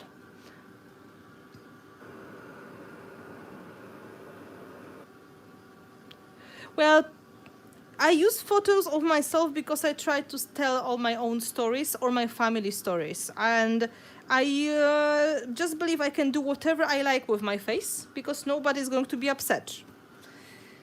So to finish that up, I'm feeling I need to add some staples. So I'm going to staple here. Yeah, well, journaling is personal process. So it's up to you how you do it. Some people just do it to feel better or to try new things. Some people want to show real emotions. So if you are trying to tell some stories, you have to find elements which are going to go nicely with your story. And for me, using the image of myself makes a lot of sense, right? Yeah, we are each beautiful in our own way, right? Exactly. We have all our things done differently. We do things differently because we have different personalities. And I have kind of messy style, but messy but organized. That's eclectic. But on the other hand, I'm trying to show you the process as it is. I know it's not to copy, it's to give you ideas how the things may work. So if you enjoy this kind of videos, please remember two things. I'm not finishing yet because I have to finish the second page. That's one. Second is please remember to subscribe if you didn't do it. Give me the thumb up, right? And watch other videos as well because it is coming. And I would like to just show you how you can finish the second page quickly. It's getting really late, so I'm not doing everything, but I will give you the idea what you can do, okay? So I will be really happy if you are going to like the video because I can see we have, okay, 96 likes is not bad. Thank you very much. And thank you for all the tips I got from you as well. Thank you, thank you, thank you, because it was absolutely lovely. And I appreciate the tips from the lovely ladies. I know Lisa and Alexandra were giving me my favorite tip with the dog. And this is basically finished. I'm really tempted to put here some text. You can see the space here. I intentionally didn't stamp. I think I'm going to put some words. I just have to think what I want to say. Because this is... yeah, this doesn't come easy. I'm not great at writing, so I have to think what to do. Now, we can move to the other page. So I just show you this one again, just to compare the same style but different. This one, right? Same style but different. Same but different. Yeah, so you can see I included some of the text. My letters are usually very tall and very slim. Okay, so like this here. So this is going to dry and I'm going to put some text here. I will show you tomorrow the photos, okay? And we are going to look at the vintage boy because we still have the vintage boy. This is similar thing, but we are going to go in the vintage way, right? Just to show you some similar techniques, but finish is going to look different, right? I'm going to use different colors, of course, because that would be too boring. But you can see we are using pencil, we are using stamping. In a way, I'm using the same ideas, but the final look is going to be with a little bit different twist. Well, I'm very grateful for you supporting me. So I'm doing my best to entertain you as much as I can, including burning the heat gun and all the other adventures we had on the way. So you can do stamping before painting or after painting. It all depends on what you would like to get.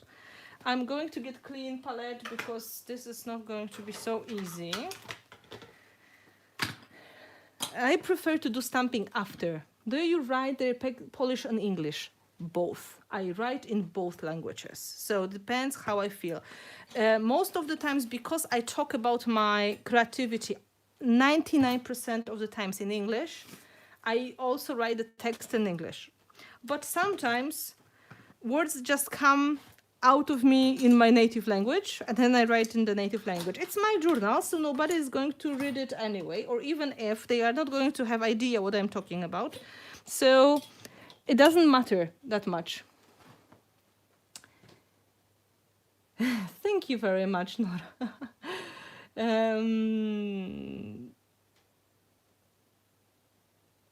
No, I don't want to burn more heat guns. That would be very expensive class today, or very expensive creative to glue 2 heat guns at one evening. Yeah.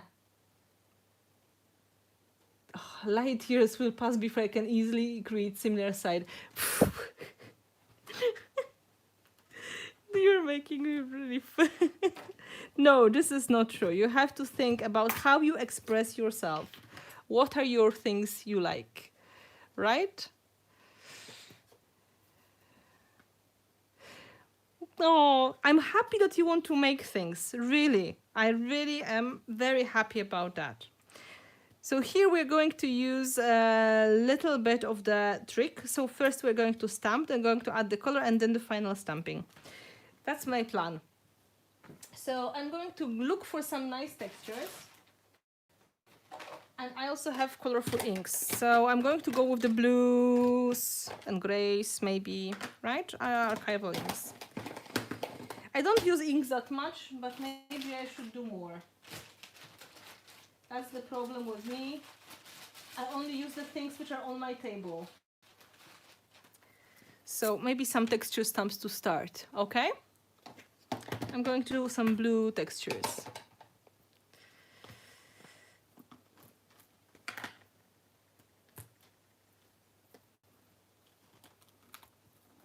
Some blue textures. And again, it doesn't have to be perfect, because some of that is going to be visible, some of that may disappear. You don't have to feel guilty if something will disappear. You can always stamp more, right? Then maybe something more bold. Oh, there's nice text. This seems to be quite light color. I will try to look for something else. Maybe this is going to be more visible.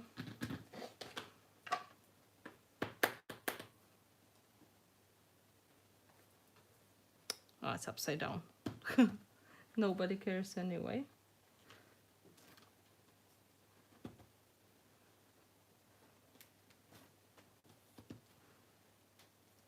So part of that is going to surely disappear, but it's okay. It's not a problem. I'm also stamping on the photo a bit. So it's going to be like fading effect. Maybe that one, maybe in gray. Thank you, Ilona. I will create my pages 2-3 days, not 2 hours. I told you many times, you know, or the secret is, I just accept the results. And you could see I didn't like something in my page. So what I did, I just covered that with something else. Right? I covered that with something else, and it was working perfectly. Like it was meant to be there. So it's better just to, you know, let it be, and then you can work faster, more efficient, I think. Now we need to add the color. We can do it similar way as we did with the first. So we can spray, or we can add the paint and then work on the top of that. We have nice textures visible. Now I'm going to start with something I really like to use. So this is tea stain. So I'm going to put some of that as well. And this is going to be my first layer of color. It's a very popular thing I do on my pages. I just like to have the tea color. It's kind of natural, brown with the gold tone, which I love. This is a bit too much here, but it's okay. We dry. Yay, you finished your vintage page.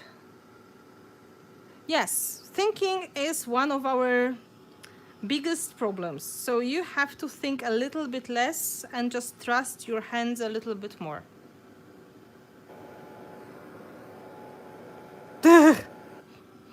You were so nice to me.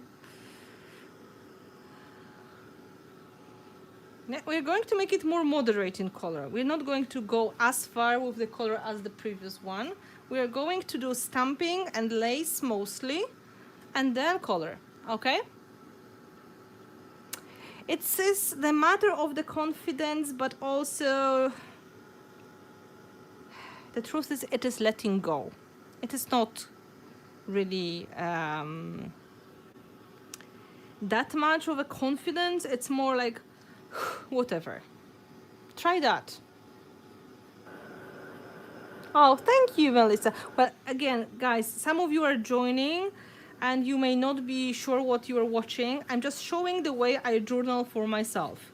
And I'm trying to explain the process on the go. It's not like a demo or regular project when I have everything planned. I just do it step by step, responding to what is happening, trying to show you how it would be if I was just creating for myself without you here.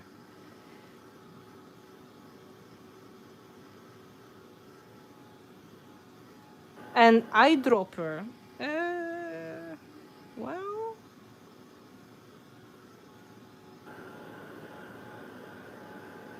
I just sit with a white page and start something. Yes, this is the best way. Sitting with the white page and starting. So maybe now let's do a bit of the spraying with the color. I'm going to use tiny bit of shades of blue, I think. I'm just going to take, I'm going to make a little bit of paint. Okay, so I'm going to take half of the bottle. I have some brown and I have some black already done. So I'm going to do some blue. Because this is ultramarine.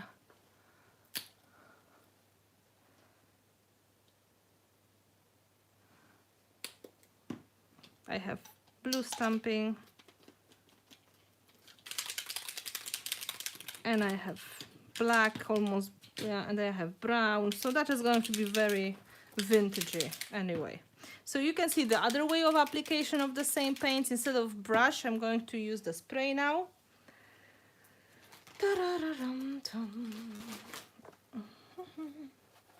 And I'm going to add a tiny bit more of the lace. This is the one I really wanted to use.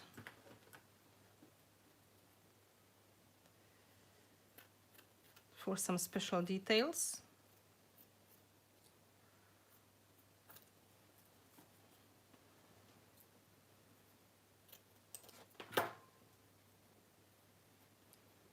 So for example, here on this side, I just need to stick it with something. It's kind of hard to work and look at the comments at the same time. So if I'm missing something important, you just have to repeat the question.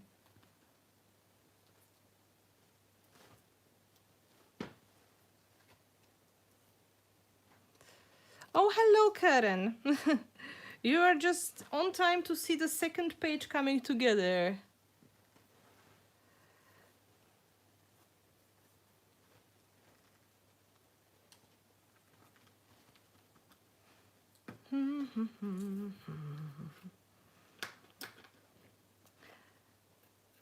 I'm just adding more of the texture details with the lace, the one that is going to be painted in a moment.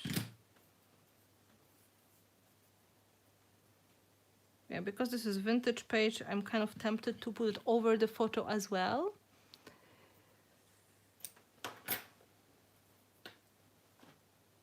I don't want to hide this handwritten text, so I will do it a little bit on the bottom.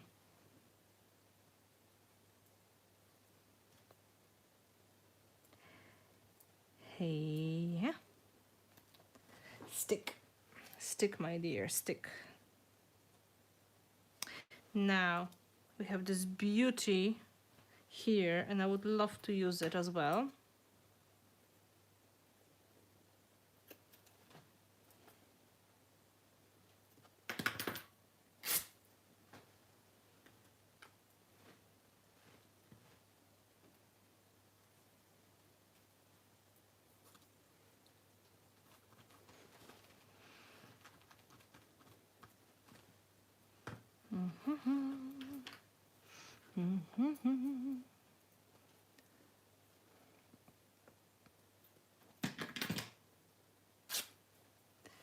I can't believe there's still 100 people, well, 150 people watching. You are really dedicated to mixed media. I really admire your persistence, and I'm so happy you're here with me. Thank you so much, guys. I just looked at the numbers and they're not going down at all. I was thinking, oh, after the first page they say, okay, we are done for today, let's go. And no, you are here.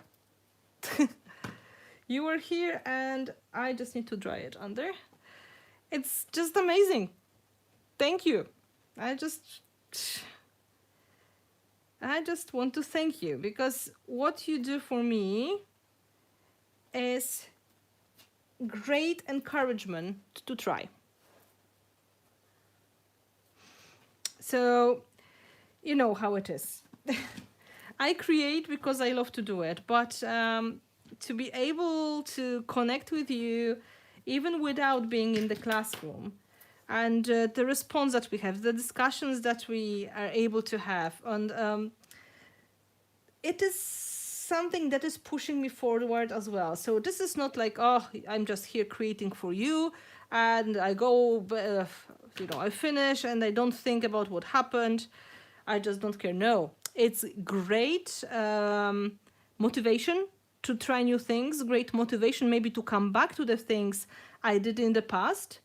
And you are just the reason for me to try and to just go forward, because, well, it is so rewarding to see people interested. And it's so great to have that connection together. And that's why I'm so happy about the community we're building now on the on Patreon and on the group on Facebook, because you can, you know, just they're really like-minded people. They're trying to expand their possibilities. They're trying to find new ways. And this is also working for me. I'm looking for the lace. That's why I speak funny from the bottom. Zipper. Maybe this and this. Sorry, the rubbish bin.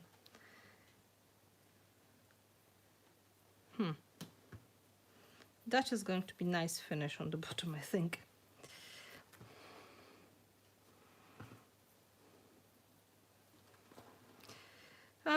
Well, some of you know me in person, so you know that I really enjoy the contact with people. I'm not naturally extrovertic, so it is also, I have to pay the price sometimes, but the experience you are getting when you connect with people, when you listen, what they're asking about, what they're interested in, it's just a great source of inspiration.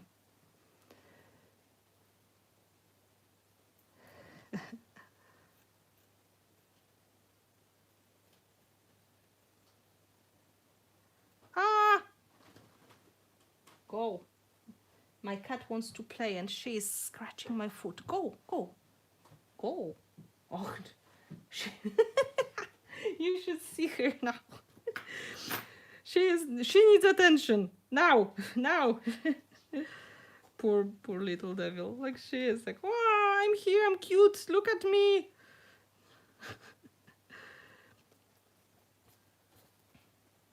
Yep, so we're adding the different kind of details, the lace.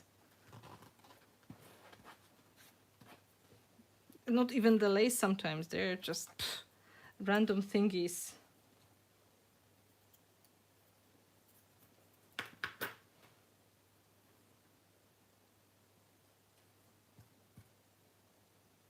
No, this doesn't fit. It's going to fit here.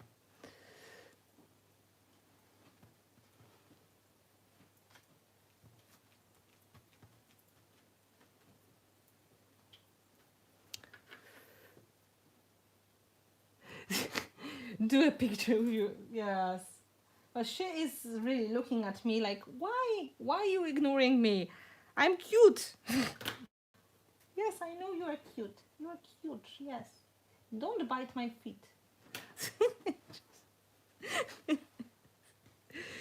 I'm sorry. She is just special. She's just very special. Okay, closer look. Can see what happened. Yes, she's got very big personality.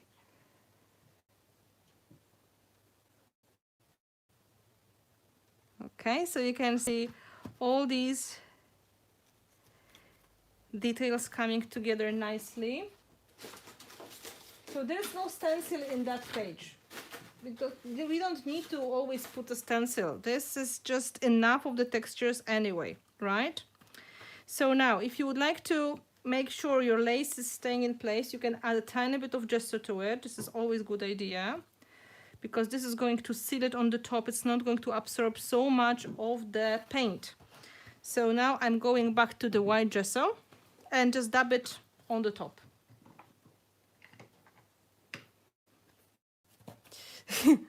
You are very kind. Thank you.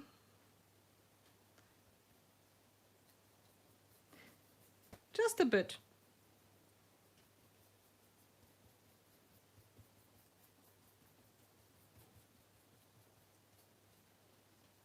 This is probably going to be the longest you have from me so far, because I wanted to make 2 pages instead of 1. Next time I have to know better. So you have to forgive me, it is taking so long, but I'm trying.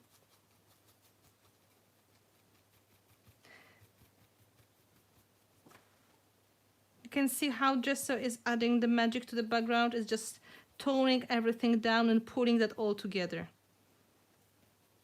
Gesso is your really great friend when you're doing any kind of mixed media.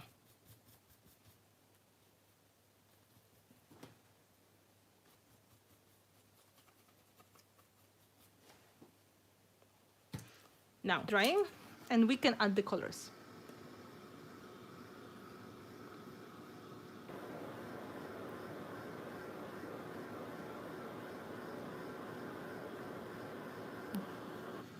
I'm happy you enjoying it.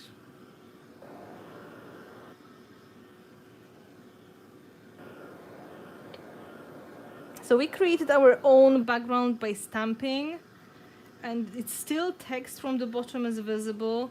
We created texture by adding paper and lace, but in the end, it's really quite flat, just as you want it.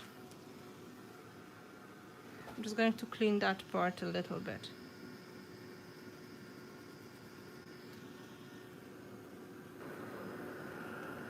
What happened to the heat gun? Well, this is a very good question. My heat gun died. It was new. I bought it when I was in South Africa, and it just made very impressive sparks, and decided to commit a suicide. Yep, that was it. So I'm just checking if everything is dry enough. And now we're going to add some moderate color. It's going to be mostly browns and blues, okay? So we are not doing that much as we did in the previous page. Alexandra, yes, it was scary. It was scary.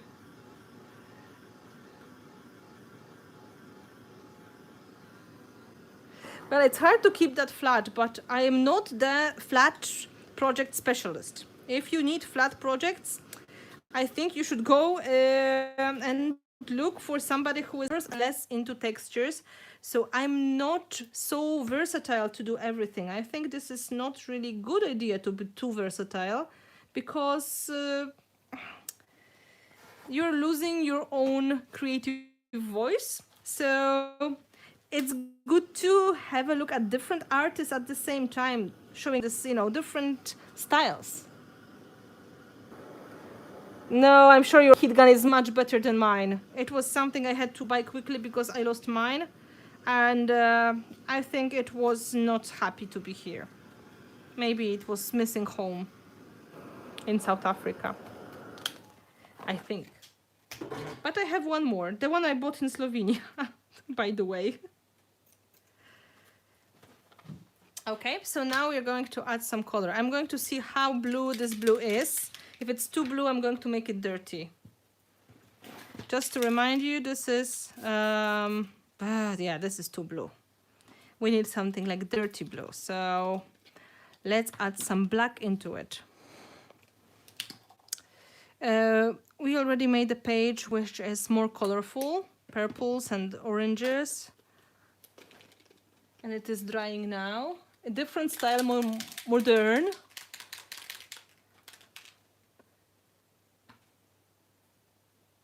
Yeah, flat is not my thing.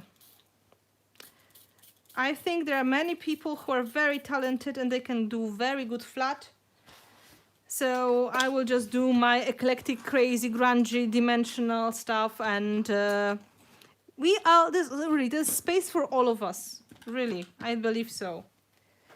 So this is going to be more dirty. I have more tea as well. I'm going to cover this poor guy's face.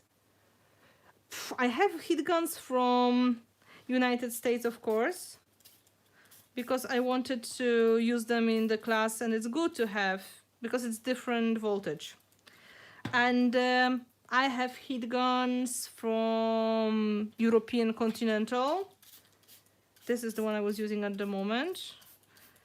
And I have British plug as well. But I don't like the British one because it has a breaker, and when it gets too hot, it just stops. So it's a little bit disappointing. I am not happy to wait.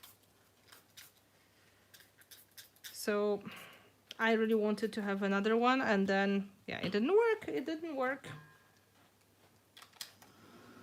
So we are doing first layer of color to see if it's going to be something we like. Is it enough? We dry. How many layers? Well, let's count the layers. Paper and paper, that's 2. And then scraps of paper, it's 3. Tape is 4. A lace is 5. Photo is 6. Stamping is 7. 2 coats of gesso, 9. Yeah, it was missing at home. It's home. Yes, I'm sure. Yeah, so you can see I'm here trying to be more moderate with the color. Trying to keep some of the spaces more white.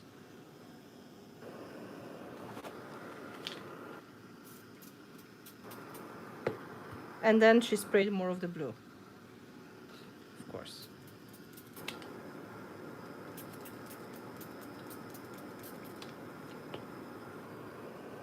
Because you can always tone it down if you want to. Remember the trick with gesso?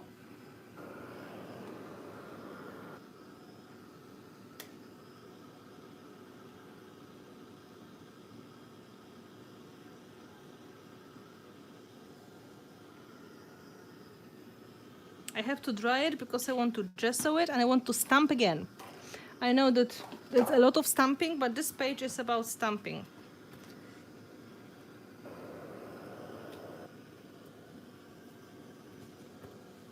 And then I have to add black because it's missing the black.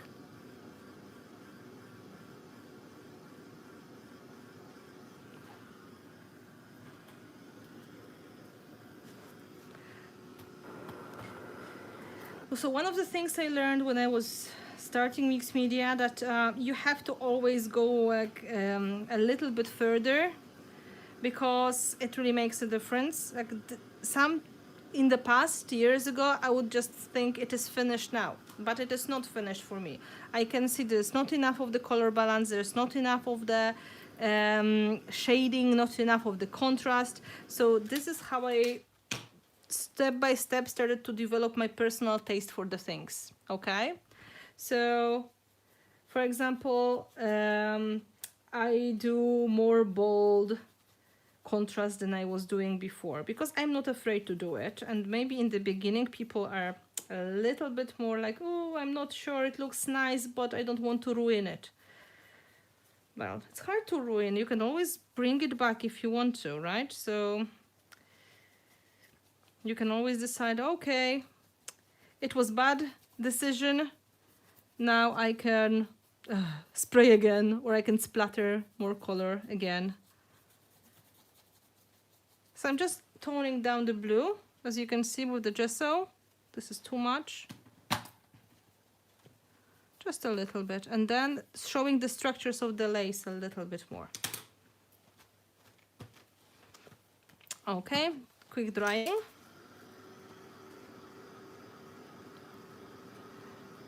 Double tutorial. Well, I do everything I can to make you happy, because you made me very happy this last month. And you showed me so much of the support. I'm trying to show you that I really appreciate it, and all the patronage you did, all the support, all the likes, all the donations on the channel. You can, you can't even count it all. I really appreciate it, and I really encourage you, if you're not still subscribed, or you are not the member of the channel, or you are not my patron on Patreon, and maybe you would like to get some exclusive stuff as well, you can consider that, because we are having very cool group of people already. Okay, so now let's work on the stamping. I'm looking for the stamps to close the composition, so I'm going to use black now, because this blue was a little bit disappointing. I'm trying to think if I have StazOn in blue color. Maybe I will try. I need something bolder, more visible now. The background stamps are good for the background. Now we need the statement. So, for example, we had this, green, maybe green. We have this checked pattern, and we have these numbers that I was showing you before. They're visible, they're going to give us nice effect.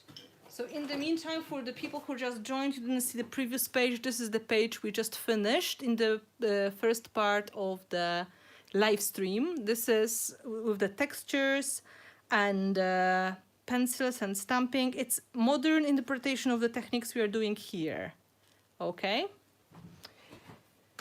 And I'm looking for the stamps I was using before.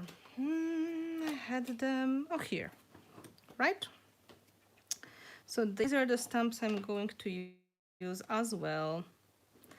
For example, there's this postcard stamp, which I really like. It's going to match nicely to the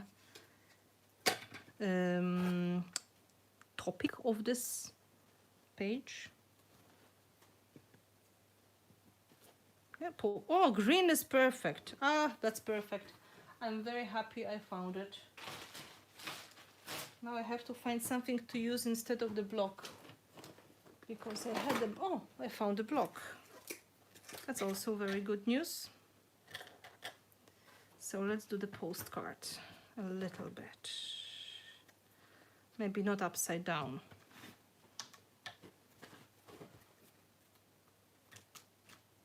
And you can always repeat stamps many times in different places, because they're just another really pop of color.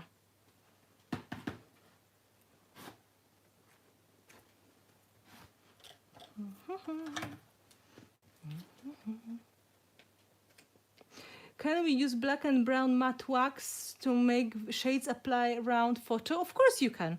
Yeah, of course you can. You can use waxes for anything, and that's just one of the ways of using them. And waxes are always good solution. So I'm going to layer these a little bit around for extra color. And now I'm going to close the composition with the darker one. So I'm going to switch to black. So it's going to be darker on the outsides.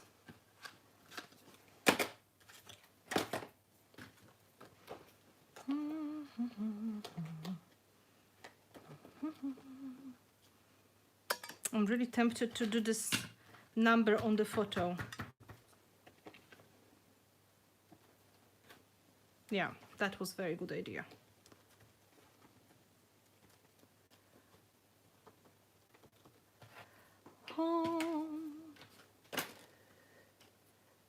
Live with music, I'm sorry.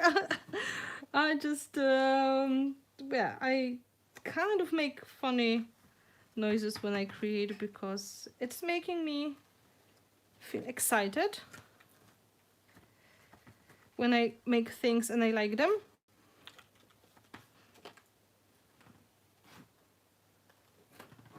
Okay, so you can see this is adding like a rhythm again. So the composition has more of the flow. You are asking me sometimes about how to make compositions. Well, I can't make a video just about how to make composition because that would be the longest video ever. But you can do things, like you can pick up a lot of things when I'm creating and I'm trying to give you the idea how my brain works, like rhythm, right? It's one of the things that I do a lot. So now we're closing that from outside with the grungy stamping.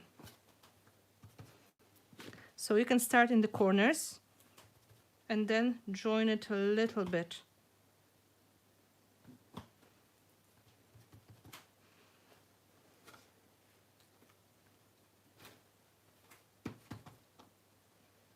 Of course, it's not going to be perfect because it's such an even surface.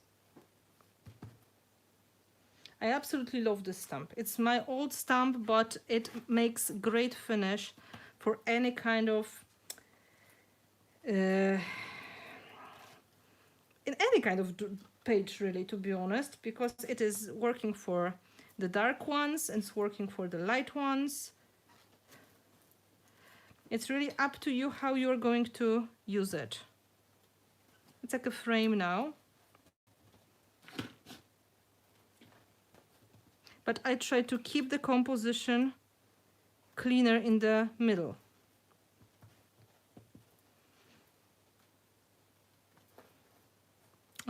Too much.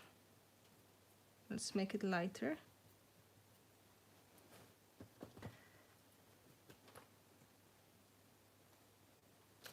Oh, that's better.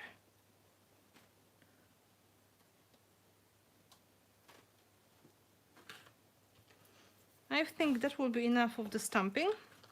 So you can have a closer look how this is coming together.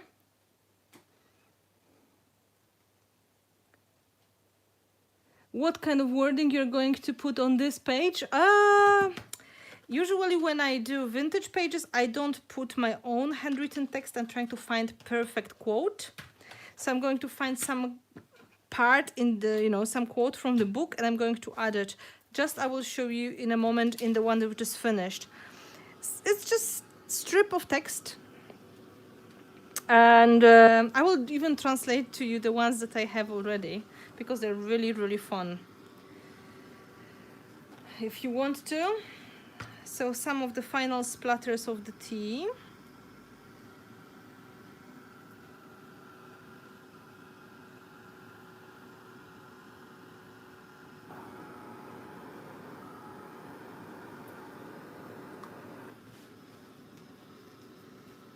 And I can repeat the same idea with the pencil I used in the previous page, but this time I'm going to just use the pencil, not the watercolor pencils. Blue and green works really well, especially with this golden brown.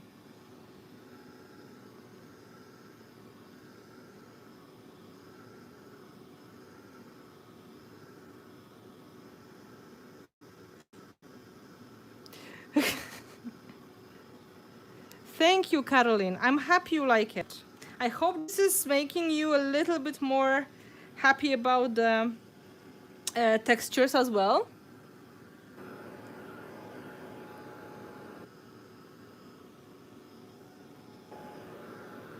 And I really, really want to thank you for all the time that you are spending here with us, talking to each other, having great time. It's almost like a party you have in the live stream, which is just great. And I wish I could read all of that. Oh, Gabby, thank you, thank you. Thank you so much. I was so focused today on the pages, I couldn't really talk too much to you. But I hope you understand I was trying to give you maximum I could in the time. Oh, I'm very happy you love these colors. So guys, just to remind you, if you're not subscribed to my channel yet, please do. If you would like to support me as an artist, please, I accept any kind of support at the moment. So I have Patreon page, you can join and you can get a lot of exclusive stuff, which is very cool, and you have great company in there. You can join my channel here on YouTube and support me this way. You can give me small tip when I am doing projects as well. I take everything because at the moment this is my my way of replacing the classes I will be teaching at that time. So, you know, whatever works for you works for me as well. So I would really like to underline that these videos are possible because of the support people like you. All of the patrons who are supporting me on Patreon, they give me the time and the energy I can spend on creating on the internet instead of in person. So that is great, and I'm hoping you like the results. Thank you, Maria. Thank you, thank you. Oh, Olga, I'm waiting to see in a vintage project, when especially with the colors like that, like pinks or purples.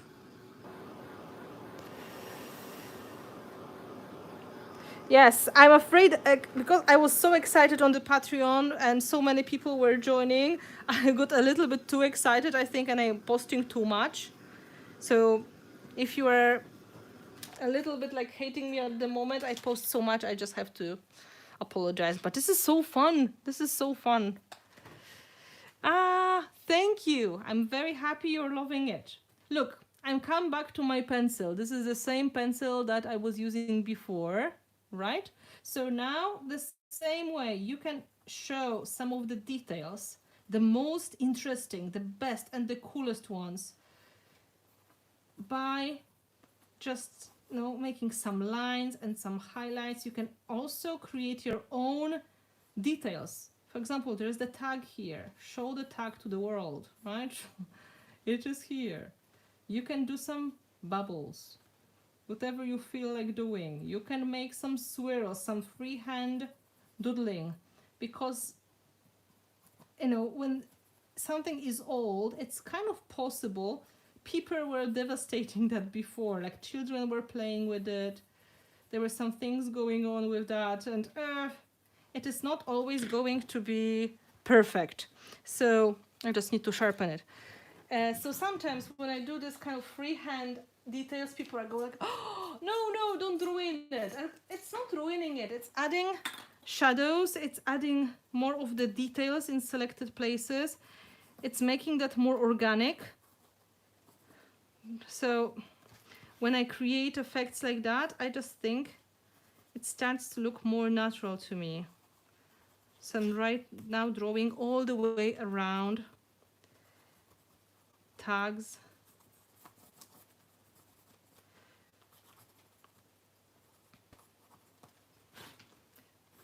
And this is also a way of showing the textures you've created. It's sometimes very hard to show the textures on the photos. When you take the photos of these projects, you don't really see how many layers you really have there. So if you feel that you're missing something, that it is maybe not so visible, try to think about freehand doodling. as well, like one of the options, right?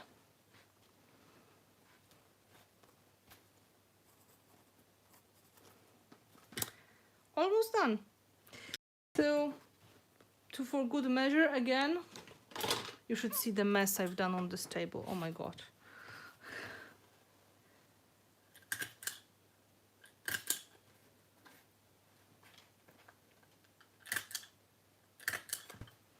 Staples.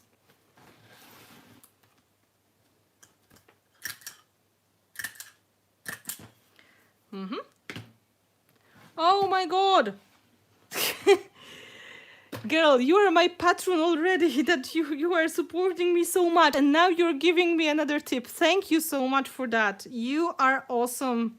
Thank you, thank you. I can't thank you enough. I have to tell you that she is, Mabel, she is like the best supporter and the best manager I could have, because she is also talking about me to her friends, and I don't know how many friends of her joined me already, but she is so cool. So look at that. This is the page with the details. Oh, thank you so much. You really are amazing. Thanks. I absolutely love it. So thank you from the bottom of my heart. I'm absolutely full of gratitude and everything that, my heart is so full at the moment. Thank you. You are amazing. And all of you guys, you who joined me and all of you who are coming back, I appreciate you so much. So, you were, in the meantime, thank you, Christy. Thank you. In the meantime, you were asking me what kind of text I'm going to put. Look at this example. Okay? You don't really have to write, especially when the page is so busy. It's not really possible to see something when it's so much of the stamping, right? So maybe instead of writing, put in your handwritten text. And this is, yeah, maybe not the best solution. You can try with the big pen, but it may be hidden. I created so many textures that if you look closer, the same problem was here. There was so much happening around that photo. It was not really visible. So instead of that, you can look for the quotes which are on the papers, like stickers. For example, Tim Holtz stickers, we know them all, I think, they're really good. I made my own set of stickers, slightly bigger, right? So the sticker may work, like friends or children, father, it is not going to moonlight, right? Moonlight, for example, but this is just an idea. If there was a moon, that could be moonlight here. Sometimes in fact, right title is changing the whole meaning of the page, because it seems to be also sweet and nice, but then bam, you give this text and it's just turning everything upside down. So here I have two texts from the book. It's in Polish, so for the girls in Polish I can read quickly. This one says: kochała go wiernie, tego czarnego diabła, and księżniczko, księżniczko, gdybyś wiedziała. So they're kind of funny. So this one is, she loved him so sincerely, this black devil. And princess, oh princess, if only you knew. So these are just, it's suggestion of the story that may be deeper. Right? So sometimes for me, when I create page like that, I start... Ja nie wiem, czy to cytat, to był z książki jakiejś powieści Roman Sidła. So sometimes when you don't know how to start, you find a quote or text you'd like to use, and then it's sparkling the whole process, right? For example, if you have the text like princess, oh princess, if only you knew, you think, oh, there's mystery. There is something going on. Like maybe she's unhappy, maybe she's in love, or maybe she's going just to learn that her lover is going to be killed by her husband, and so on and so on, right? You make up the whole story and then it pours on the page. But sometimes it's just like you find this text and it matches perfectly your feelings and you just go slap it on and it's finished. So I always have hard time when it comes to writing on the projects because I think I just pour everything visually there, but sometimes the right quote, the right text changes the meaning and really pulls that all together. And this is one of the ways of doing things. So you can look for the quotes in the novels. You can look for the quotes in the sticker pads. You can look for the quotes in the internet and print them as well and use them in your pages. It's really all up to you. And here I will look for this kind of vintage text that is going to add some meaning. Like he is looking somewhere in a bit like, you know, he's not very present here on this photo. He's thinking about something. So I'm going to look for the look for something that is going to maybe show that emotion that he is missing on his face, right? So guys, if you'd like to see more of the details, I'm going to take photos of that, of course. And I really thank you so much for joining tonight and or today, depending where you are. And I'm going to put it all together. And I hope this is going to be a good example how to create flat textures on your projects. So the photos I'm going to take tomorrow because the good light is important. So I'll just show you both pages again. Huge thank you to all of you who are helping. Huge thanks to Alexandra, who was giving you some answers. She's wonderful as my moderator. Huge thanks to all of my patrons who are joining and helping. And huge thanks to all of you who donated to me today to say thank you for my work. And I absolutely love having you on my channel. So thank you so much. And both of the pages are based on the same techniques, but they have different look. So you are going to hopefully benefit from that video and going to try these techniques as well. Thank you, Sky Blue Hippie. Oh, thank you. Thank you, Cassiopeia. And thank you so much for Caroline. Thank you. This is, well, it's my pleasure. I'm happy that I can show you what I do. Of course, it all depends on the mood, how you feel on that day. What do you want to create? But techniques are just techniques, and you can apply them in many ways, right? So these pages, comparing to the pages I can do, they're quite flat. So these are flat textured pages. So you can work with these techniques very easily. Mabel, you are my hero. You are the best one, really, and you are such a great person when it comes to supporting the artist. Like, I wish we all had somebody like you in our life. Now I should ask you, which do you prefer, the vintage or the crazy colorful? Which one is your favorite? Just to put them here. Which one do you prefer? Let's make a vote. And I need to drink a sip of tea. Huge thanks to the moderators. Yes, you are helping me so much. Alexandra is amazing. And I wish I was joining girls tomorrow for the stream, but I can't. I really hope next week I will be present in the stream as well. Both. Well, come on. It's not like a slight difference, maybe.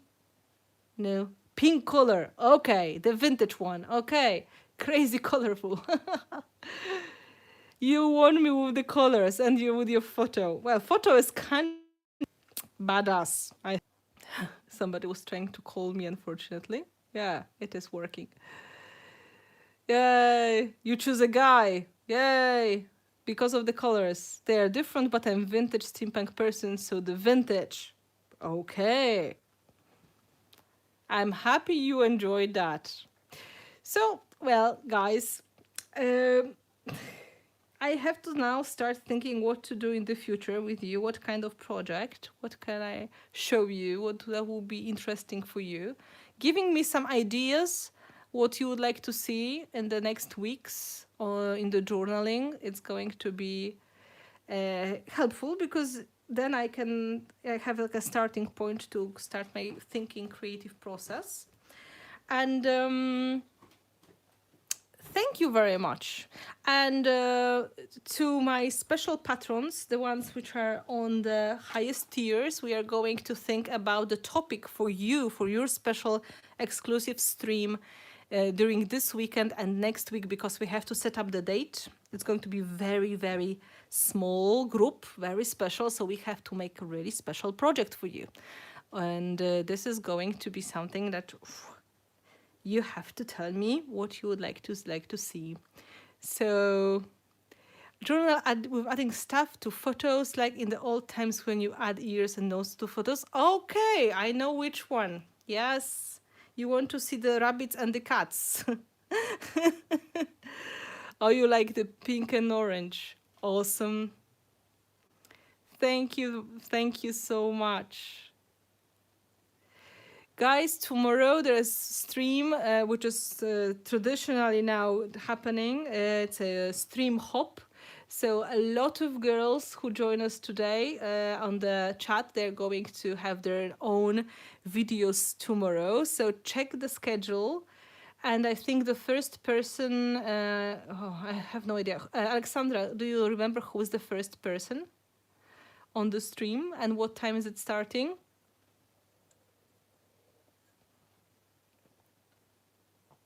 Olga. So Olga is the first one. Olga is going to be the first one tomorrow, and she is going to start YouTube live stream hop and 1 p.m. European time. So you can start from there, and then you have the whole day of inspiration, and a lot of creativity is going to happen. I wish I was included, but this Saturday I can't, unfortunately, and it is a really sad moment, but I hope next week I will be able to join. So I'm going to leave you now, and I'm going to finish these when they will be completely dry. So I'm going to put the text here, and tomorrow I'm going to post the photos so you can have a look at the results in the good light. Oh, I will miss you too as well. Like, it's just really, really sad that I can't, but I have deadlines and I have some things I have to do. So it was already arranged before, but next week I should be okay. Oh, thank you guys. I will think about you. You will be in my heart the whole day. Oh, you were at the Notions Commotions. Yes. No. I was the first one and I was so worried. I was not sure how it's going to go, but then luckily the internet connection went smoothly and the project was really nicely accepted by the people. So I hope you're going to use it for your inspiration. Good night, guys. Thank you very much. Thank you. Thank you for joining. Thank you for supporting. Thank you for being my patrons. Thank you for donations. Thank you for liking on Facebook and Instagram. And thank you for being great friend. I have to thank you for so many things. Okay? Guys, you are the best. Let me finish because you will never go. Good night.